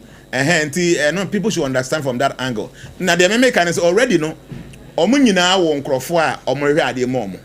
But as a buying person of baby be a bit nationalistic in nature. In America say ubi emu you to get some few numbers be on bit me a bonfire and just say as the forecast on the woman by Magana okay but uncle for me to make us yahu the BBC is emwa near 2 for no few nyekese na mema wo de waseme twa to aba na Shadrach Kumi Edu no so de boss na nyame nhira wo pa nyame nhira wo yie papa na reki eboa onu su busasa na sofo kantanka onu so o man won't be muaya na because onu se na ni hu na de na kelalas onu so wo se daddy Ghana ehia wankasa me fa de o twa to okra na me ma na mfa na se me twa to omra hello me ba cho e from say na free me Paul na madaba yo Paul chanity na time na so ban yi mi pa ma won je o muka obenya face won je o muka obenya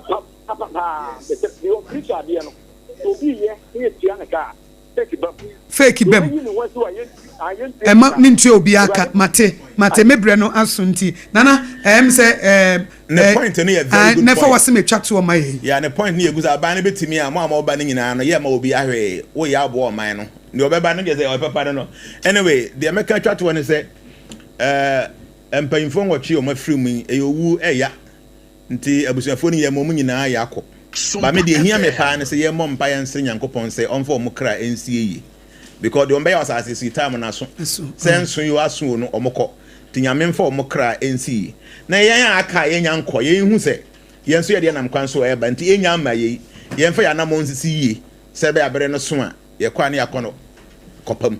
Thank you very much. Nana, you better say papa just na de me a wa ye nhira ma me bebre and wa ye nhira so de ama ye listeners nti nana ye da say sompa ebre bia wo beba bia wo ye blessing to us. Eti ye ne nana AYEBIAFO JNANA a wo ye dumasua nkoso hene osanso ye life coach ene ne for God and country me betina mo ma Professor Kobla Abochi na bebie ye ni enkwanhia ne atorenchem kese a to o man no ene wa fa so ama ya brabo mu nyansa ene abrabo mu na mo tuo me dire se wotie bi na wo de betu na mo ni titu ade ba kwa na na emphasize se kese pa se bibi wo wiase nti se nipa bi a o mo ben wo mu hu ade na o mo te asem nyese wo beye bibia wo sore ya na wo ye hwan na wo ne na kasa na wa guide o spiritual leader ne say etina na se memfa brabo simple sa se wo obi e wo nani hu na de obi na so te asem ma sore me tu kwa me kwa me ko bi adwuma wei me ko yesei me ko fa wei eno na de ko troubles mu no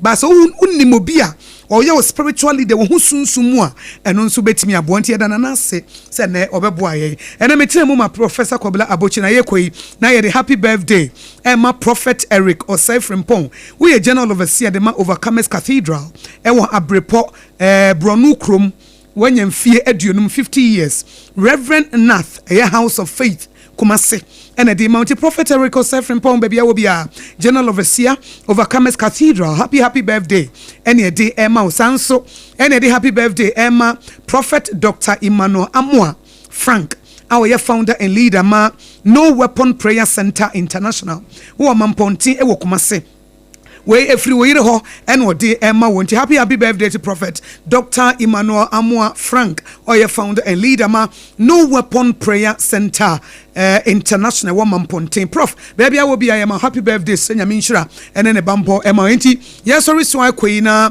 dia sedema 21st clinic omo ye sciatica originator expert and a patient Samson Medima for Eba Center omo boy Nana KJC Company Limited ka ho and RSYD Novici Studio Kasana Trami no water in so boy from yakosia go about you betimi from yakosia nshira Master Bright or no any executive producer nankasa and a Patrick nso ebebo mi chidom social media nso yenu abema safo na etinachire ema nyame eya adomo a ebrepem ne besen hye adwara obeti Professor Kobla Abochi enka